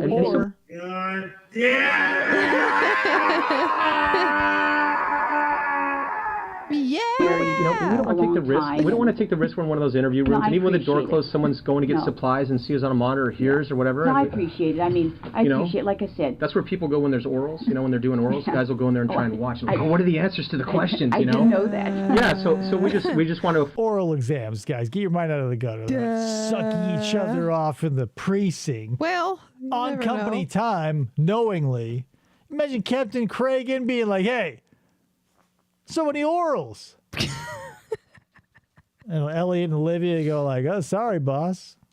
Afford you the most privacy and confidentiality we could. The ripping and the tearing, the ripping and the tearing. Appreciate it. Like I said, I mean, this goes way back, and I mean, it was very sad. Obviously. Obviously. I haven't.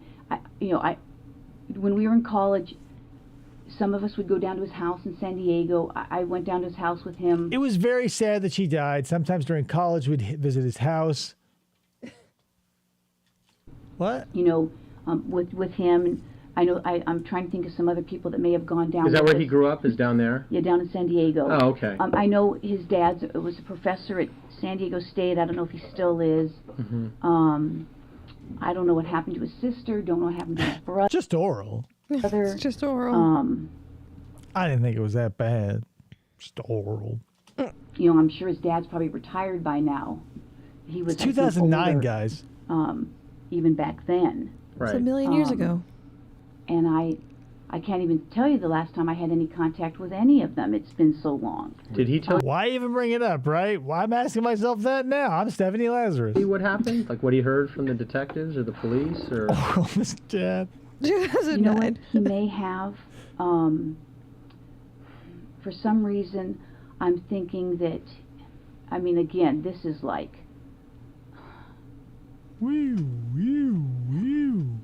Drugs or something. I mean, I faintly remember him mentioning something maybe about cocaine. That she was involved with that? You know, I don't know that he said she was involved or they thought she was. You know, again, it's been so long. He could have told me the whole story of what happened. And, I mean, like I said, I'm faintly remember either between him or the flyer. I don't remember if it was a person or a piece of paper. It's just like, I don't remember if I was hearing it or reading it, if it was a piece of paper or if like it was a person before me. Maybe it was a specter who visited me in a dream. A little bird may have slipped in through an open window and chirped it into my ear. It's just like, where did this, I don't know, it was a million years ago. That there was some kind of a burglary. I stole the MO from. Let me ask you, did the detectives ever reach out to you? No one's ever talked to me. I don't think anybody ever talked to me about him. It seems like back then you would have been... I take it back. I'm thinking that I did talk to a detective. God. You scratch this scraggly hair of mine. In Van Nuys? And where was I working? 1986? If we could see Reese Cops. They're doing that paper football flicking game you did in high school, just looking up. Oh, wouldn't it be hilarious? Like, wouldn't it be like for $1 billion, like this be a camera and you just see like the two dudes like on the other side, like flicking. Every once in a while, they both turn to her, to, like when they have to ask a question, then they turn back to like, hey. I would have been working in Devonshire. You know, I'm thinking that I did speak to somebody. Oh, really? I couldn't tell you who it was. There's sirens going off in the background. Because it doesn't say anything. It was probably on the what... phone. Okay. Would it have been somebody in regards to this, or just... Yeah. Uh-huh. Yeah. Two I don't even know if you said a name if I would remember it. Because I worked Van Nuys for a while. Oh, you did? Yeah, I worked... Detectives Patrol? No, I worked detectives. Uh-huh. When did I go to Van Nuys? I worked Devonshire till 88. Then I went to Dare till 92. I worked twice at Van Nuys. I wonder if Dare is one of those jobs where like you hope to get it because you know you're not going to probably have to like deal with getting shot because you're just teaching kids about drug awareness. Right. Like, there must be sweet cake jobs out there where you're still a cop, but you're basically doing jack shit.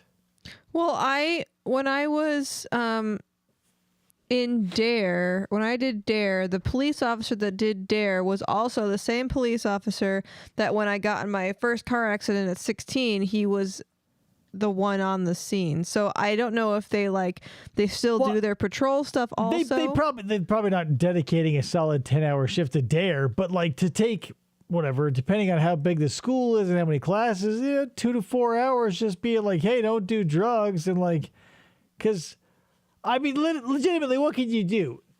Show up into someone's life for less than a percentage of their lifespan and be like, hey, I'm going to make a big impact. It's probably like overtime. It is kind of like teaching abstinence, right? Like where it's like stupid. It's like instead of just being like, hey, be smart, and instead of slamming heroin or meth, like maybe just stick with weed. And instead of like banging someone with a rubber or a dental dam, just don't do it at all. Okay. Yeah. Sometime in the 90s. God, I love the 90s. Yeah, I know before I busted my leg up, I was there in 98, because that year sticks out because I had a really bad leg injury. Yeah, all the times I was fucking John or murdering Sherry, I was like, what year is it? But when I hurt my knee, I was like, whoa, it's already 1998? And I was there prior to that, but I couldn't tell you what year. It was just a few years. I made detective, I think, in 93. So, I was at Van Nuys, and then I went back, and then I had a leg injury, and then they transferred me to Devonshire because I couldn't drive. I couldn't drive very far with my bad leg injury. So Very far. But yeah, I think I talked to somebody. How far are these cops needing to get before they are no longer picked up by the fucking microphone in this room? Would you remember any It's the of the Doppler conversation effect as at far its finest. as what they were looking for? Or... They're coming Are to they the parked station. outside the Yeah, door? they're coming to the station. I mean, with they the may have sirens on. You hear that, Sherry? Sorry, Stephanie? They're coming to get you. Told me, I said, hey, you know, There's I like went a to massive school with him. shootout happening while the interview's going on. Yeah, like we're gonna hear like the hostage negotiators talking through megaphones soon, and like the Either fuck. somebody called me or I saw the She's not flyer. a driver at night. I may have seen the flyer at that point, and I called up. If someone's name was on the flyer, I may have called to speak to them. I said, hey, if there's anything I can do, you know. Just anytime you would see a flyer, you'd call them up and be like, "Hey, it's me, Hey. Stephani Lazarus. If there's anything I can do." Call me. This is where I Mendoza. work. You know, I went to school with them. Couldn't say. I couldn't tell you who it was. But you do remember that someone you think reached out to you? You mean a detective? Yeah, called you up and talked to you. Or I called them. One of the two. But yeah, Why would you call them? You know, I remember talking to somebody, but I'm thinking it was a man. I'm sure there's probably more men back then. Yo, did anyone just see that fly land on her lip and crawl into her mouth? Listen, if you're watching Indiana Jones picture in picture, knock it off, okay? Come on. Right, yeah, I bet. So again, that's. And I mean, that's P.S. Like every time she's at the beach, she's just catching them. She's not like accidentally. She's like a Venus flytrap. that's really all I can remember about that. Yeah. Let me get back to The murder. As far as when you said that John was calling you to see you, and during that time, you What did he felt that call was- you? Felt he was either seeing her, was he engaged or married? Did you know? I, You don't remember? you know, I don't know. Would he ever? Well, let's see. My husband. Did it ever appear? Well, no, that would have been. Scott moved in '93. That's one aspect that I overlook, and probably everybody does, but it comes up a lot, is her actual husband.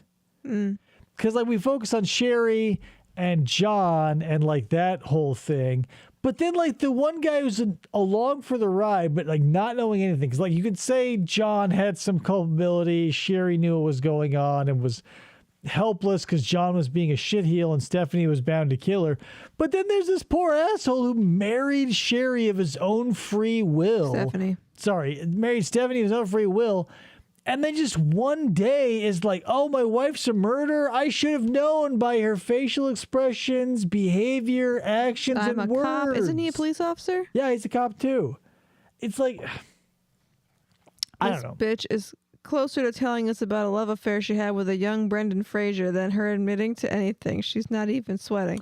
For real. She's just playing dumb.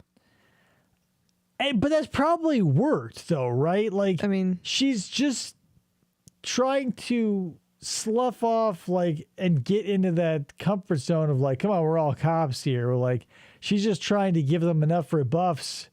But it doesn't feel like, as stupid as they're both playing it, the detectives questioning her don't feel like they can be sloughed off. Like, it's like the chain is around your ankle, but it's not a tight chain. Like the ankle cuff is there. You're not getting it off. It's not necessarily uncomfortable, but that lock is not going to break. Yeah. So that would have been, you said 86 or 85 or something. Scott's your only husband? You've never been married? No, never been married. I got married in, I think, 96. Well, no, I know I got married in 96. But he moved in 93. I think. But during that time that you were seeing John, what up with that? Was he acting kind of squirrely or kind of sneaking around when he'd hook up with you or anything like that, to make you think, hey, this Oh, he guy... probably was. I mean, what am I, a detective? Because from the impression I get is you've known him a long time. well, let's see. From what? I met him in 78. let's see. I may have mentioned that 42 minutes ago, back in 1978, in the year of our Lord, 1,978 years beyond, I believe it's the birth of our Lord and Savior Jesus Christ. That's when the clock started, right? Guys, correct me in the comments. Does the year 0 start when JC was born or when he died? Because technically he died in the year 33, if not. If we go 0 is when he died, it's moot. She's a fucking murderer. Million years ago. I met him in school. I started UCLA in 78. So you know him well during that period of time. Yeah, I mean, was he acting squirrely? You know, I don't even remember where he was living then. You know, I don't know where he was living. How am I supposed to know if he's acting squirrely or chipmunky or even raccoony? Well, I don't. Well, let me ask you. After he hooked up with, he would play dead often after sex, and I'd have to leave after he would defecate on himself, pretend like he was a corpse. I thought that was strange, but kept coming back. I mean, if he was living on Roscoe or wherever else he was living. Right. Well, after he hooked up with Sherry, do you know where they were living? No, you're asking. My grandmother had a dog named Roscoe, and whenever you have... So that's one of the things. Like every time they say Roscoe, even though it's a street, it's going to remind me of a brown, shaggy dog that these people are living on. That already. And I said, well, obviously you were living in Van Nuys division. Well, obviously. I may have known. I mean, did he ever give me the address? Maybe. You know, I don't remember. I mean, I don't know. It'd be funny if every time they mentioned Sherry's steam just comes out of her ears. Or like her terrible wig would pop up for a second and would go like, boop, like an old steamboat whistle from a Popeye cartoon. Because the only reason I'm asking you again is because as we've been talking, I know some stuff has come to you because you're like, oh, it seems like you're shaking loose some stuff. That's why I'm asking if you've ever been to the house. And no matter how many tens of thousands of years ago the sexual partners stick. Van Nuys division, I'm just... No, I don't, Sherry. I'm sure he could have told me. I mean, he could have told me. He could have told me where he lived. Have you ever gone there? Any more questions, officers? Could have told me. Moving on. I don't think I've ever gone there. That's what I'm saying. I don't want to say, no, I've never gone there, and then you say, oh, I was at a party. Because I don't think so. Innocent people don't sweat that kind of stuff. Unless you're a nervous person, in which case you'll probably sweat that kind of stuff. How do you act in front of someone when you're innocent but also nervous? I don't know, because you're going to look guilty. Yeah. Yeah. Like I said, we've got these friends. We have parties. My house, their house. I just don't think John ever came to. Again, at one point, because we knew people from school together. I knew different people. Stephanie, do you remember the question that was asked? I don't. I don't. I want to lie, but I don't want you to catch me in a lie. Yeah, that's why most criminals are smarter than, or most career criminals are smarter than policemen in this case, where they'll just go, I don't remember. Because there's nothing you can dig into. Yeah. Stephanie is giving so much soft rope to these detectives. It's like, just strangle her already. But like a person who's like been through the system before will go like, I don't remember, I don't know, and I want a lawyer, and their interrogation is 17 seconds. You know, Sherry is like, I may have, I may not have, I may. So, God damn it. You know what the irony is? Like, right, the whole week coming up to this show, right? I go, I know Stephanie. Who was her victim again? Rasmussen. Sheila? Right before the show started, I was like, oh yeah, Sherry. And now I can't fucking stop saying it. He knew different people. I knew people that he knew from his work. Look how big your hand looks. That lived in the valley. Grandma hands. That's a nice alligator skin bag. No. So as far as for social events or anything, I mean, it's pickles. Nervous. You're not sure if you ever been to the house because.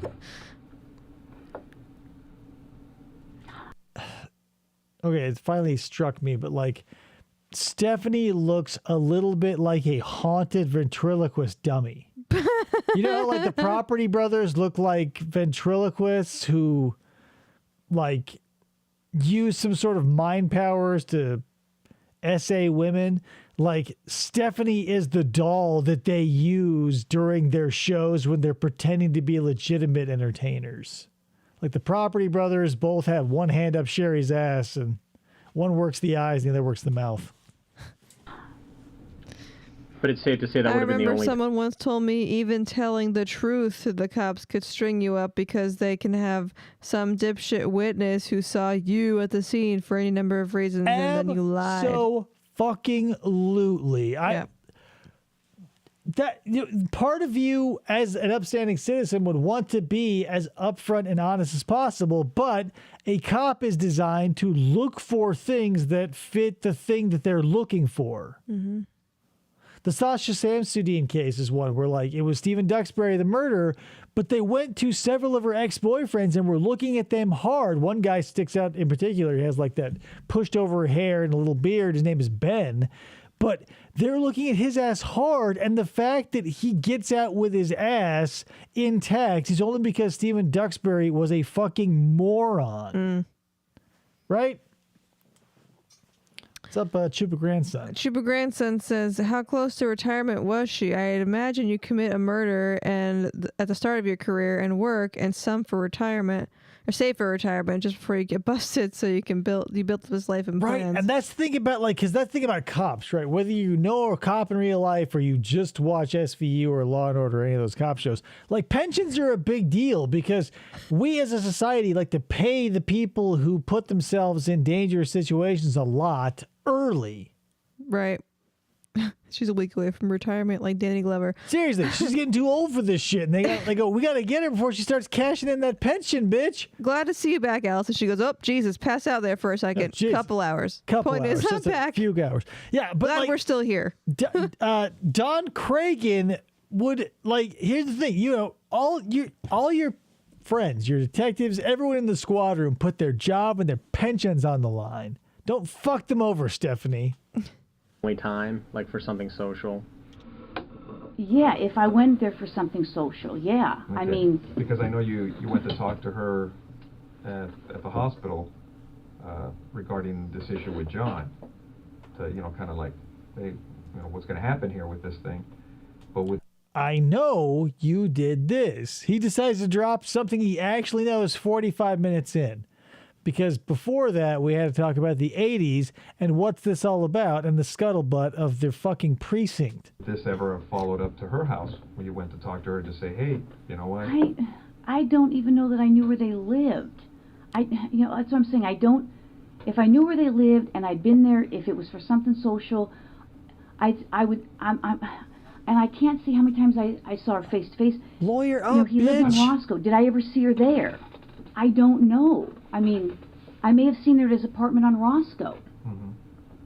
I may have met her there. You know, I mean... Why? Why are you asking? Here's the thing. Why? Why are you asking this? Sherry is... Stephani. Sherry is dead. We're asking you about the dude you were begging who happened to be her husband. Do you remember anything? I don't know. However, if you ask me a question that is almost exclusively indicative of guilt, definitely not. No, 100% no. I'm starting to think the cops didn't just want to have a friendly chat. Yeah, that's a weird thing, right? Because like when you're invited to some place where they've got to strip you of your firearm and it's in a small room and two dudes and they're not discussing anything friendly. No art-related theft. There might be a few signs on the wall, but they're so small. It's like it would be you'd have to be like a Sherlock Holmes style detective, right? Like Sherry doesn't remember any of the 80s and up until almost 1996. But you know what? I don't expect detectives to remember salient details of things. It's not like they're paid for that trade exclusively, right? Like, if my plumber shows up and he doesn't know what a pipe is, I'm not going to be pissed because that's not his job. But you didn't have any issues with her, right?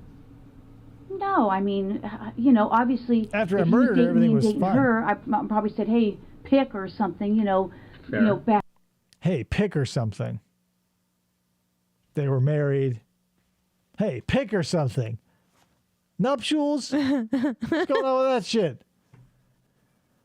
That's fair. Then, I can't say that we. That was a really stressful time for all of us, and I don't recall every detail as clearly as I'd like to. I don't feel comfortable proceeding with any interview or on the record questions. Right, and they didn't even read her Garrity rights, right? Like, this is just... This is a straight-up interrogation guised as like a friendly, whatever, 1970s surface mount bullshit wall.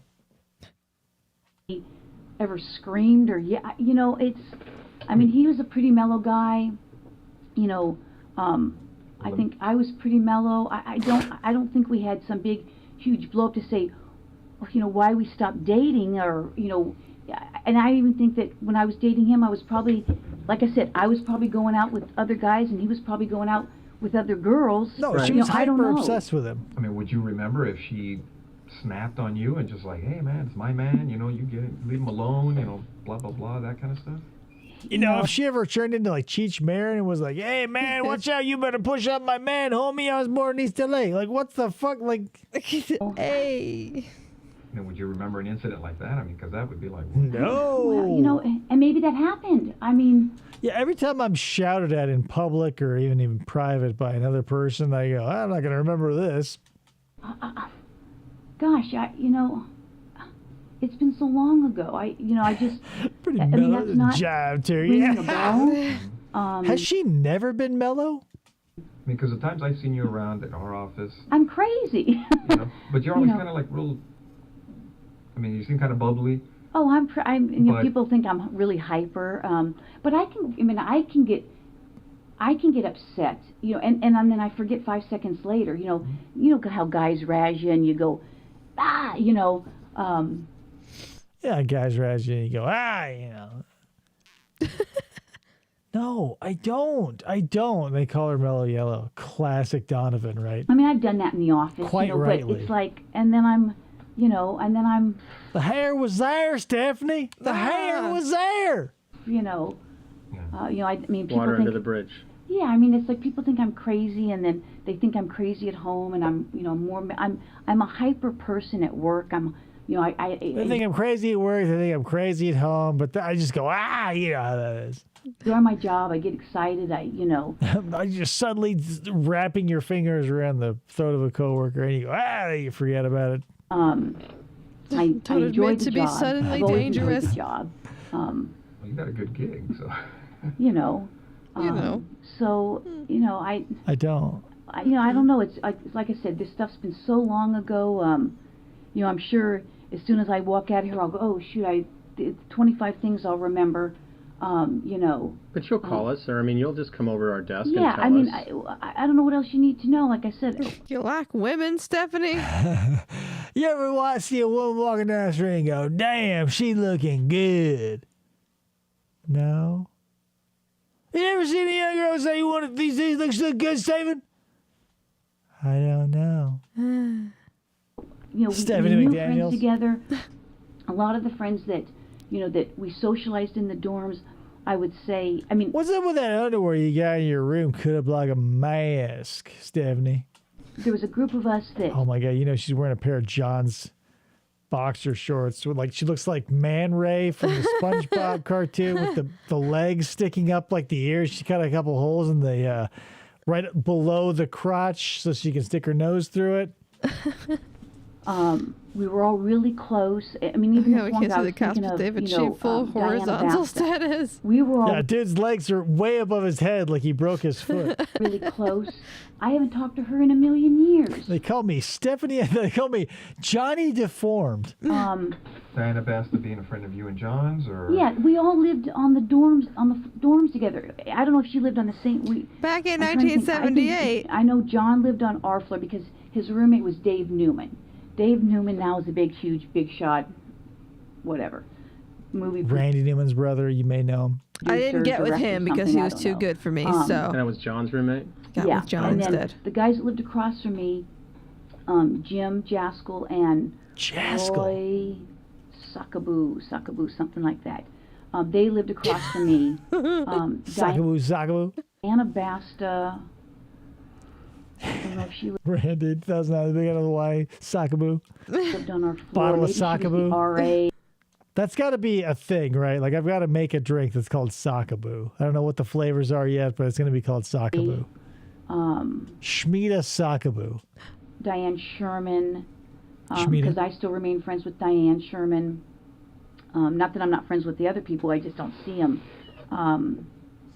A gal named Smita. Bingo.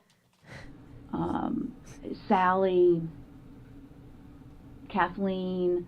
You know, so we were all on the Susan, Roberta. floor. I mean, some of them were athletes, some of them weren't.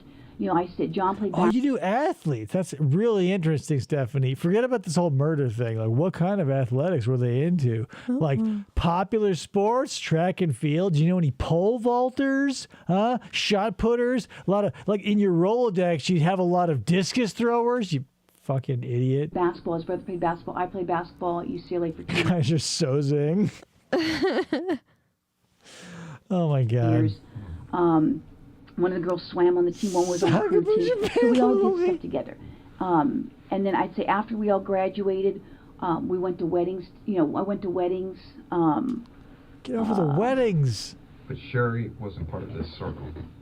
No, I don't even know how he met her. I don't even know where. I mean, I don't know where he met her from. I don't even know. He told me where he met her from. I mean, I didn't know if he met her. I don't know if he grew her out of a petri dish in a bathroom, or maybe like she sprung out of those like do it at home, grow your own mushrooms out of a bucket kit. Maybe she was like a weird science experiment where she was like a sexy doll at one point. I don't know. Why, Stephanie? Why? That's horrible, Stephanie. You mean you go a whole week without cleaning your apartment, Stephanie? Not ringing a bell. Why? Call it Sakaboo and and there sell was it lots- during I mean, there was- Halloween. Sakaboo. There was other people that knew other people. You know. That But then that leaves us in the same predicament. What does a ghost taste like? What flavors does Shmita Sakaboo have? were friends of everybody's. You know. No. I mean, I don't know what else to tell you. Well, one of the concerns told I us had much. looking at some of the notes is some of Sherry's friends said that you and her were having a problem because Those bitches. Well, number one, I don't know who her friends are. Whoever they are, they're fucking liars. Because again, I don't recall if he did tell me where he met her. You think Sherry went to REI and bought a tent? I don't even know who these friends are. A problem. Like I said, if I spoke to her, I mean, I'll go on as far as a limb, and I don't even want to say I spoke to her 5 times because that's probably not even true. I can't even. Okay, here's another thing. The Sarah Boone analogy is becoming more apt because, like, the whole unintentional or no malicious is Stephanie's, like, I don't know how many times. 1, 3, 5, no more than 5. Like, she's definitely nailed down to, like, being not guilty is less than 5, somewhere around 3 at most. Yeah. Oh yeah, the Timothy Isaac face, right? She's been making that's okay. Yeah, she and Timothy Isaac must be cousins too, because boy, oh boy, do they have a lot of Kissing similar. cousins? Not kissing cousins. I think they're legitimate cousins. They're related genetically. They might kiss each other. However, their facial expressions are very indicative of a family lineage. Can't even remember. Again, did I meet him at her place when he lived on Roscoe for I think quite a while, but I couldn't tell you Queef. how long he lived on Roscoe. And the only reason I remember the place now is because it's like a huge dope place now, where they, Big it old may have dope been place. back then, but maybe we didn't know back then. I could have met her there. I could have, but Hey, Stephanie, if you were asked to postulate for 40 minutes about how you met someone, how would you answer that question? Oh, 51 minutes, I think, with extra credit. You know, I don't even know that I met any of their friends. I've never met a friend. I can't say that. I don't know that that's a true Thank you statement. for being a friend. That's what I'm reading, is that you guys have plums with each other and words are being exchanged. And You it's guys had plums with each other? all relating to John. You know. No. I don't know who her friends are. They're liars. I don't want to say it's more than 5. It's probably around 3 or less. But it was a million years ago, and I don't remember, but I definitely didn't kill her because I definitely know that. You know what? Imagine being this woman's husband and making the error of saying, "How was your day?" Oh my God, right? Like, what is his life like? Because here's the thing. She was, like, Stephanie probably was a freak in the sheets, probably right up until John. And the murder probably scared her a little bit straight. So she went to being like a scoop of vanilla ice cream. You mean Scott? Scott. Her What did I say? husband? John. Oh, no, yeah, I'm saying after John. After John and the murder, like, she was probably a freak banging John like crazy. She went off the deep end and killed Sherry and was like, whoa, swung back the other way. And Scott, her current husband, probably gets like 2 scoops of Raisin Bran missionary every 2 or 3 weeks, right? Because Stephanie's like, I gotta cut the crap, put that life behind me. So now she just lays there like a dead fish. But The cops gotta just be doing this as a training video, how not to control the room. Seriously, like, where's the director from that McDonald's commercial just walk in and be like, I don't know if that was real or not. You know what I mean? I can't say. You can't say. No, that doesn't even ring a bell. I mean, it seemed like, yeah, you would recall something if I somebody's would- going off on you, right? I would think. I mean, I would It was a think. million years ago, though. I would think. Yeah, because it's. But that Because it seems like your relationship with John was kind of sexual in nature. I mean, you've known each other for a lot of years. Yeah, it was just kind of. It was like. But it doesn't seem to me, from what you tell me. I mean, we were never engaged. I mean, Right, it wasn't like we were planning to get married. It was like, it was. I don't know how to describe it. I mean. Would you say we've all had casual sex, Stephanie? Like, we're all adults here. We're 2 dudes. You're a lady. I mean, at this point, if you haven't had at least one sexual casual encounter, like, you're not an adult, right? Like, there wasn't a lot of drama in this relationship? Oh no, I don't think there was drama. Okay. Lots of comedy. That's why I'm asking, as far as what the friends are saying in regards to this, the problems that they're saying you were having with Sherry. we always hear about baby mama drama, right? Where's the baby mama sci-fi? Pluto TV, please help me out with that.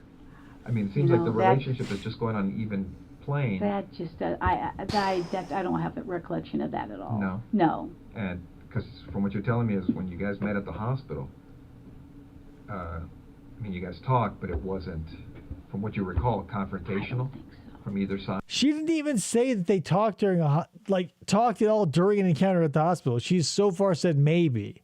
Right.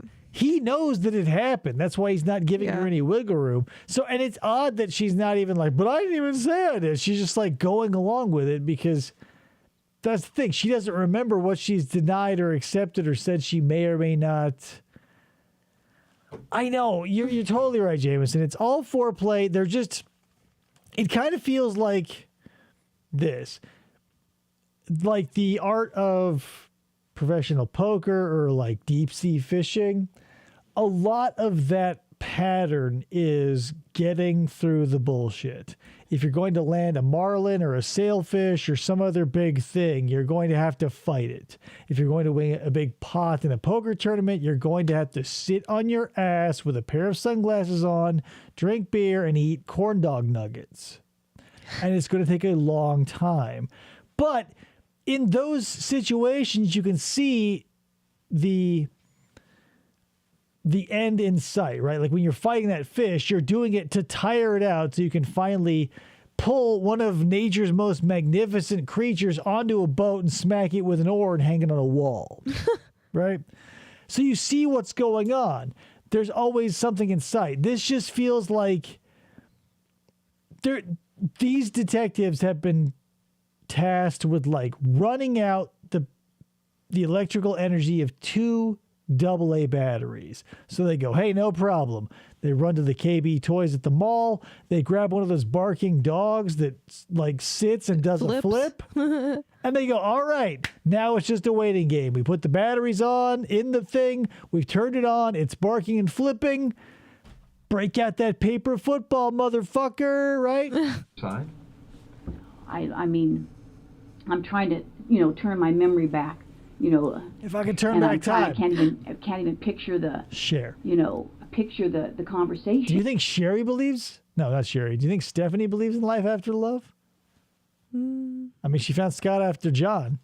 I mean, I can't even picture the conversation. Well, let me ask you, I mean, at the hospital, it never got to the point where people are going, hey, everybody go to your own corner type of thing? I don't think so. Nothing like that? I don't think so. We didn't even have corners. There was no rings. I mean, I really don't. I mean, if you say people said that, that's not ringing a bell to me at all. I mean, it's not. I mean, that's not ringing a bell to me at all. Was there ever a time when you and Sherry were talking? I really don't think she's strong enough.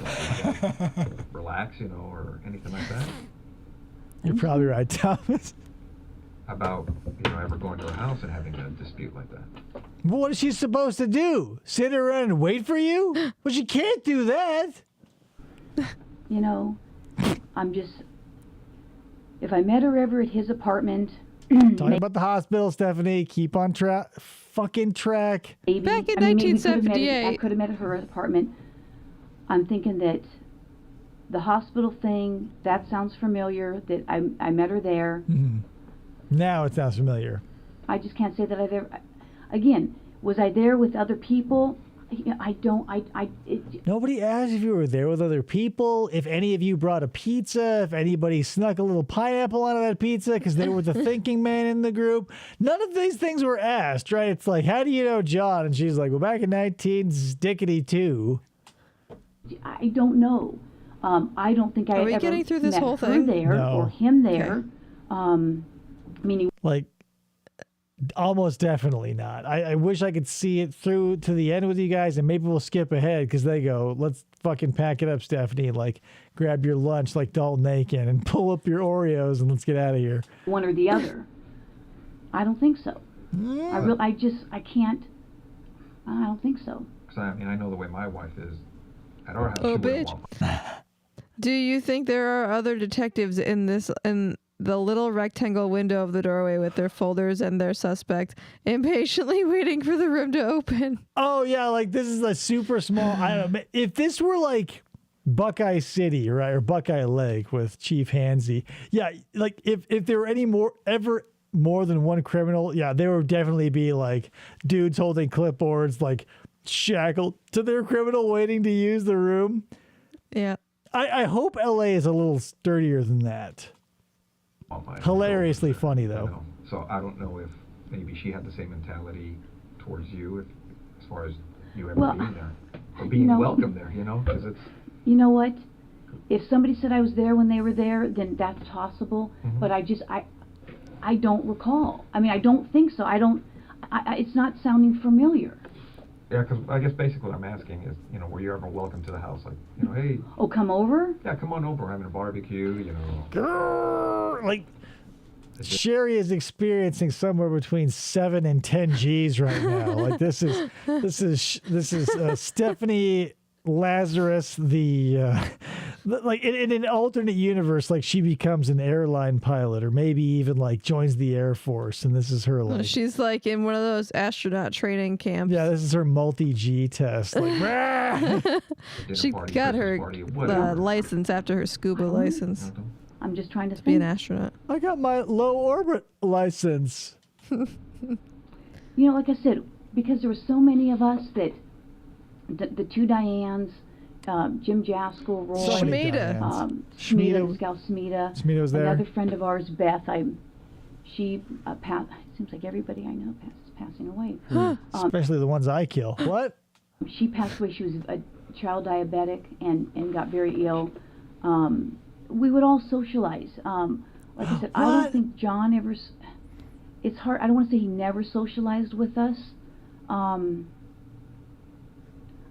It's been, I'd have to almost go back and look at pictures, because I take pictures. I mean, I usually, when I go to functions. If you could give me 14 months, I'm going to go over each of my 10,000 pictures and sort of construct a narrative of my life from 1978 till now. Can I just get a little bit of time? 10,000 pictures, okay? I'm a picture nut. Not for nothing, but like when I was heavy into photography, I probably took 20,000 pictures. And I didn't do it from 1978 to 2009. Like, hello? It's like those people who go like, oh, yeah, I've got a car and it's got 15,000 miles on it and it's 5 years old. And they go, how's it going to last? I go, that's cute as shit. I've got a 2-year-old car with 90,000 miles on it. Step up to my league, bitch. And like, slap them real hard. Neither of them have employed what is the interrogation would call a plan. Yeah, exactly. Yeah. But that's exactly what I'm talking about. The strategy was put the batteries in the dog, and then when it stops barking, your job is done. Log it. Right, because that's the thing, too, is like they have the DNA, they have basically a open and shut case. This is just the gold standard, the ring on the finger of the marriage that is incarceration or whatever. Like, law enforcement loves a confession. So even though it's an open and shut, slam dunk DNA, we know it was you, Sherry. We checked the bite wounds. Stephanie, we still need to burn an hour and 12 minutes on golden time because $65 is $65. Yeah. Yes, when you were seeing John, would you? I take it he would pick you up in his car. You go in her, your car, things of that nature. Yeah, he'd come pick you up in her car and you'd bang in that. And you guys would go out. Oh, yeah, I mean. Do you remember what he drove? Well, I know at one time he drove either a 240 or 260Z. Yeah, not for nothing. A Nissan 240, 260, 280Z, 70s version, classic as hell. Love those cars. Went through a brief period and I was like, 280, like the Nissan 280Z, the Datsun 280Z back in the day. I was like, whoa, beautiful car. Then you realize the scarcity and you get over it. Any other cars that stand out in your mind? Jesus Christ, she's trying to swallow her own head to get out of this. It's turning into poop deck pappy. I don't know how long he drove that 240 or 260Z for. And the only reason I say that I remember he pulled over and slammed her on top of an old door because he didn't want to get anything in the Datsun. It's because I think... You don't want anything, like, not for nothing, but they didn't have space age fibers and stuff back in the 70s. You don't want sex juice getting on those sick ass cherry seats. I mean, every time your buddies hop in, they're going to go, what's that? And you go, don't ask. I may have a picture of it with him in it. I'll have to look in my files. What kind of car did you have back then? Let's see. What year? Or are you like one of those young What years are we fucking talking about? cops who's like, oh, I got a paycheck and bought a new car? Oh, no. I've only had like a few cars in my whole life. So would you have I've had a lot of cars. You came on the job. It's not important. I just thought you guys like to know. Okay, well, I my have first car had was a 4. 68 Chevelle. In my 35 years, I've had 4. I had a 98 Beetle, I had a Volkswagen Passat, I had the Focus, and now the Escape. David's had 27 cars in his 75-year life. Shh. After that, 8, 9. Okay, it's barely over a dozen with a few bikes thrown in. Barely. Chevelle. 68 Chevelle. Classic. And then I had a Toyota. Some kind of a Toyota. Who cares? Why are we talking about this? Skip it. Forward. Why Do haven't something. we talked about anything? Here's the thing. We're going to go right to the end because why not? Right? We're going to go to 109 of 112. I don't know where we're at. But How is this solving the crime? Right? It's not. The crime is fucking solved, right? Like, here's the thing. This is the last hour of your workday. Like, if you've ever gone into an office job or any job in general, you give your effort super strong at the beginning, hypothetically, that tapers off as the hours go on. So that last hour, you're basically just filling space and waiting for the clock to run out because you've already done everything you need to do. That's what this is. It's like, you know what? We talked to John. We've talked to all these people. We've done all the research. We gathered all the blah, blah, blah. Like, this is the last hour of the day. Let's just spend a little time talking about 1978 with a fucking psycho. So, let's see if they can close this case. So I went and killed her. I mean, come on. Well, That's okay. All right. well, thanks. Too far, sorry. Let's go back just a hair. Free to go whenever you want. If this makes you uncomfortable and you want to, Well, now you Yeah, so they were like, hey, guess what? We think it's you. We got your blah, blah, blah DNA. You can now leave at any point. We already took your weapon, so yada, yada, yada. starting to make me uncomfortable. The thing is, I mean, detectives did what they could at that time on the crime scene. Okay, and the burglary thing you're talking about, that is an angle that they looked at. But now we're looking at everything else on the case. You know, the MO that you ripped off from the actual burglar? Nobody was ever arrested on the case. I don't know that or not. Okay. Now, what we'd like to do is, obviously you know about all the DNA stuff and things of the nature that, you know. You know about the DNA and things of that nature. You know, things like blood, saliva, urine, fecal matter, anything that comes out of a human body. They love to say that it's done shit. on cases nowadays. You know, if we asked you for a DNA swab, would you be willing to give us one?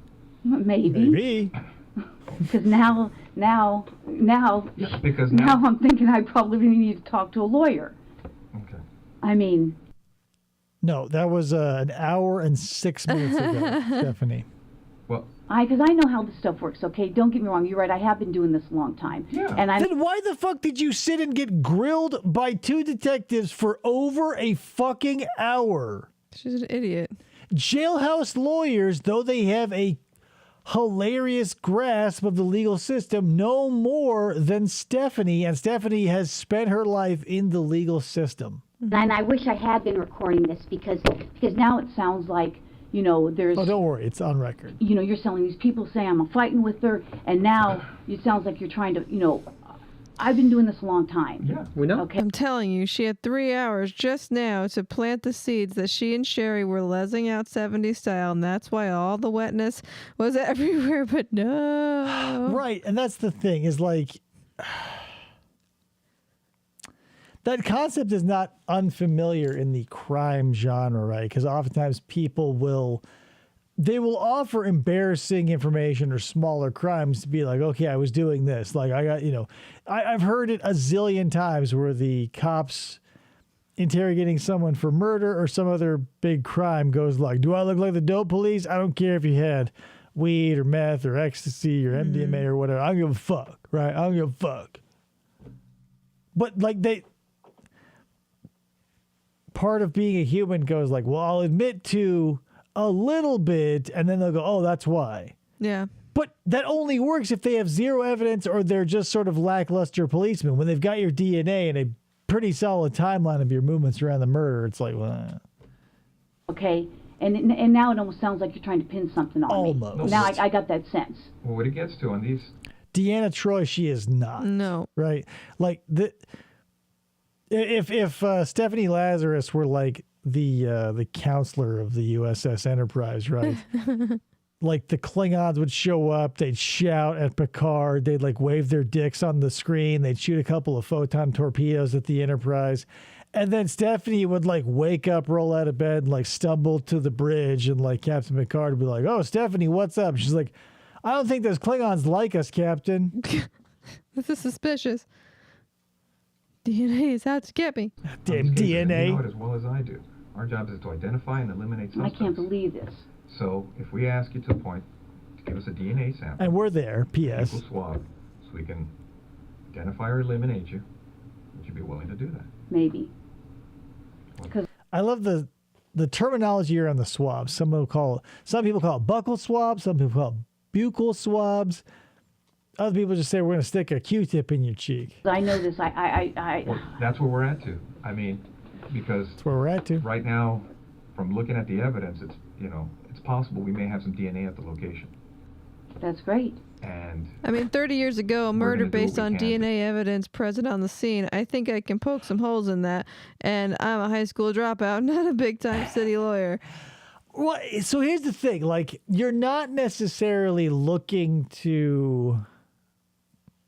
I don't know. If you're into the crime fantasization or whatever, like if you watch Law and Order of any variety, CSI, NCIS, it's they're always like, the jury's not going to buy this or that. And like being a potential juror on more than one occasion, I go, because you see who gets picked and you're like, these are the people you're trying to impress. Like both lawyers, defense and prosecution, are looking for the dumbest, most easily swayable people. Right. That's their job. That's why you're dismissed if you're too smart or you read too many papers or whatever. Yeah. I play it as dumb as possible, and I'm still not stupid enough. I play it retarded to the hilt, so they will put me on the jury. I go, I don't know, I've never even seen a TV. What's a newspaper? DNA, I don't know who. And I've been kicked off of jury panels in favor of dudes who like admitted to like running from the cops in the 70s because they had like a shit ton of weed on them. Nice. And they go, you're on. You're and I hired. go, I am willing to accept whatever I'm told. I'm an idiot. And they go, negative, sir. And to try to put this thing together.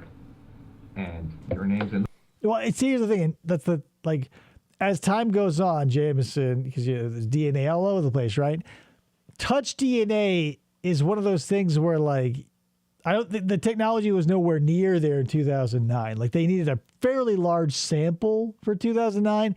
But think about it. Like if you played the Batman Arkham Asylum, Arkham City, etc. games, like that Batman vision where he can just like turn on a thing over his eyes and it can scan for shit. Like that shit exists. Like your fingerprints, your DNA, there's biological evidence of you, however minuscule or minute, is out there. It just takes a strong enough technology and magnification to just correlate and codify it. Mm-hmm. And pretty soon it will be just like in glasses or whatever, and they'll just go like, boom, it's you. And we won't have to sit through 40 minutes of what 1978 was like in a dorm room at UCLA. In the book, these people are pointing at you for whatever reason. I don't know why. Because you're a murderer. That's just crazy. I mean, that's absolutely crazy. That's as crazy as my sex life pre my husband. And it would be irresponsible on our part not to look at it. I know. You guys have to do your job, and I guess I'm going to have to contact somebody. So that's fair. I mean, call your union rep, bitch. I know how this stuff works. I mean, that's fair. I just can't believe it. You're under arrest, PS. We understand that. I mean, if we were in your position, I mean, we would feel the same way. Did they arrest her? Yeah. Oh. You're going to see it. I can't even believe it. I mean, it's just, I mean, I'm shocked. I'm really shocked. I thought when she was standing up, she was just standing up to leave. I mean, no, she gets arrested after this. And it's crazy because we're now at that nexus of time where like a lot of these cold cases are being shored up by DNA, and all of the people they're catching are now, like Stephani, either middle-aged or super old. Like there's that one guy, Tony, what's his nuts? I can't remember his name, but he like essayed and killed like a 9-year-old neighbor of his. Or there's this guy who like killed someone back in the 70s and now he's like a super old dude. And we do this like dance around the mulberry bush where we have the DNA, but we still need that layer of frosting that is this. That's crazy. Thomas says, I was picked for jury service once, and the Asian lady who told the judge she didn't understand English and just tried to leave without consent was kept for a trial. Right. And that's the thing. They must know. Like, I don't know. I was like, please, I don't even care. $30 in gas a day, I will take. Like, whatever. I'll lose my house because I'm not going to get paid for this. But let me be on a fucking jury. There are so many cases that were so compelling to me that I was just like, please, let me. Just, I'll sit here. I'll do everything you want. I will listen and pay attention and be a good juror. And they go, get the fuck out of here. we had a fight, and so I went and killed her. I mean, come on. Was it a juicy case, Jameson? If so, I'll hear it. That's... Okay. Here we go. Well, thanks for giving me the courtesy. I wish I... Accept. Thanks for your time. Yeah, thank you. All right, Stephanie, take care. All right. Oh, maybe they'll hear it.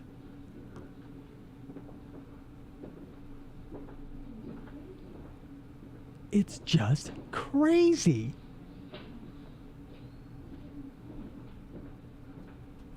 Nice. So the one I really wanted to get on was a classic SVU case where it was like a stepdad and a 16-year-old stepdaughter who was making allegations that seemed flimsy on the surface, but who knows? And it was like very, like, it was like a perfect case for yours truly, because it was like right out of SVU where I could sit there and the ADA would be like, oh, blah, blah, blah. And like, you're dismissed.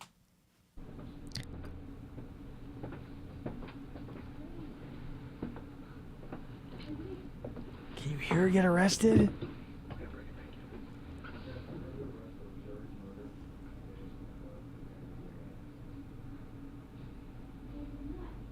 For what? Bingo. Yeah, she was straight up arrested after this. That's why they brought her here, because they took her gun, because they were going to be like, hey, guess what? You're under arrest, because they had the DNA. They collected it from a soda can or cup or whatever and ran it. And but why leave the room? Stand up and she'd be like, well, you're under arrest. I don't know why they do the things they do, but it had to be. Like, they already did the stuff. That's why, like, even if the cops don't know shit, they will pretend to know shit. And you don't know if they do or they don't. Mm-hmm.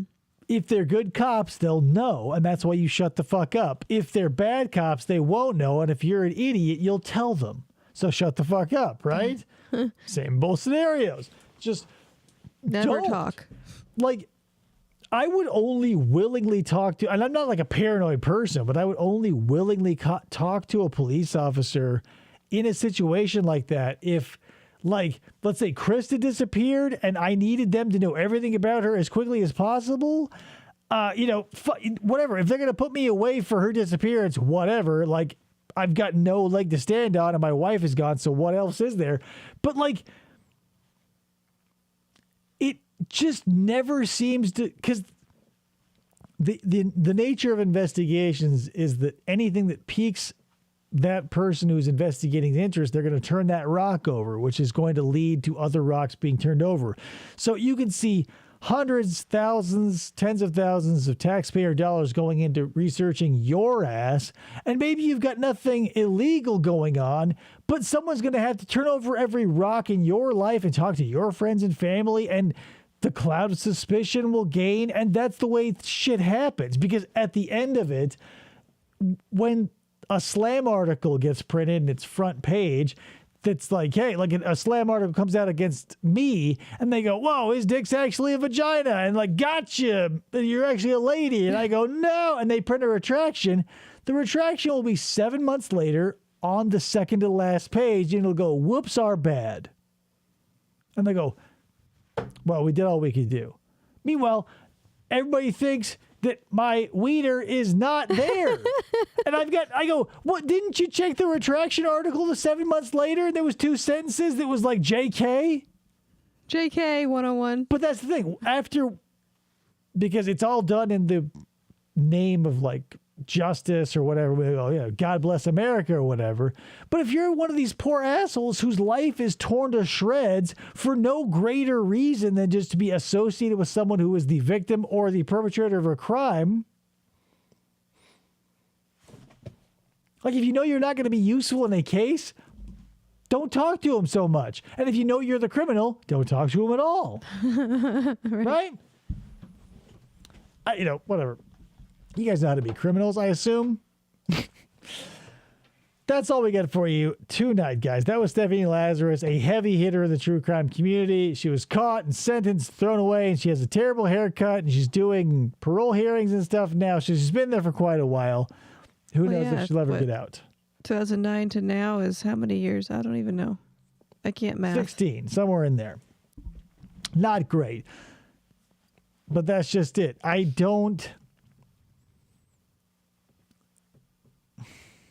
for some people, punishment's a detractor, or like a deterrent, I should say. Like, I don't want to go to jail and get beat up and have pee thrown on me, or drink toilet wine, or have to deal exclusively in like Cheetos and Fritos and instant coffee. And so that, on top of being just like a moral and ethical person, I also don't want to suffer unnecessarily. Right. But there are some people who there's no amount of punishment that's great enough.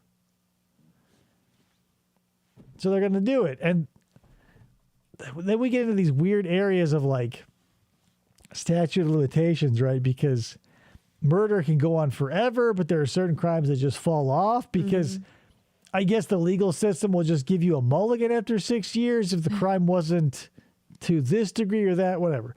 It's a very complicated system we have grown up and cultivated. I don't know. There's people who love it and people who hate it. I don't know. I'm somewhere in the middle because it's like, I understand we're all trying, but I also understand that systems run by humans are easily corruptible and or exploitable and or, you know, who's checking all the lazy people? Other lazy people, and that's why it doesn't work. Anywho, guys, we'll see you next time on another episode of whatever this is come Wednesday. Maybe more training. We'll see how the permits are sitting. I have to get a new HR lady or dude. I'm not going to be biased. Whoever fits the bill, I will get hired. And Tammy keeps poaching all of our fucking employees, and Tony has been a real thorn in my side. He's like, if you want to talk about pensions, his is on the line.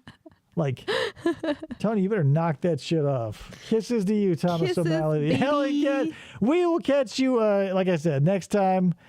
That's it. I'm sleepy. I'll catch you guys later. Bye. Bye-bye.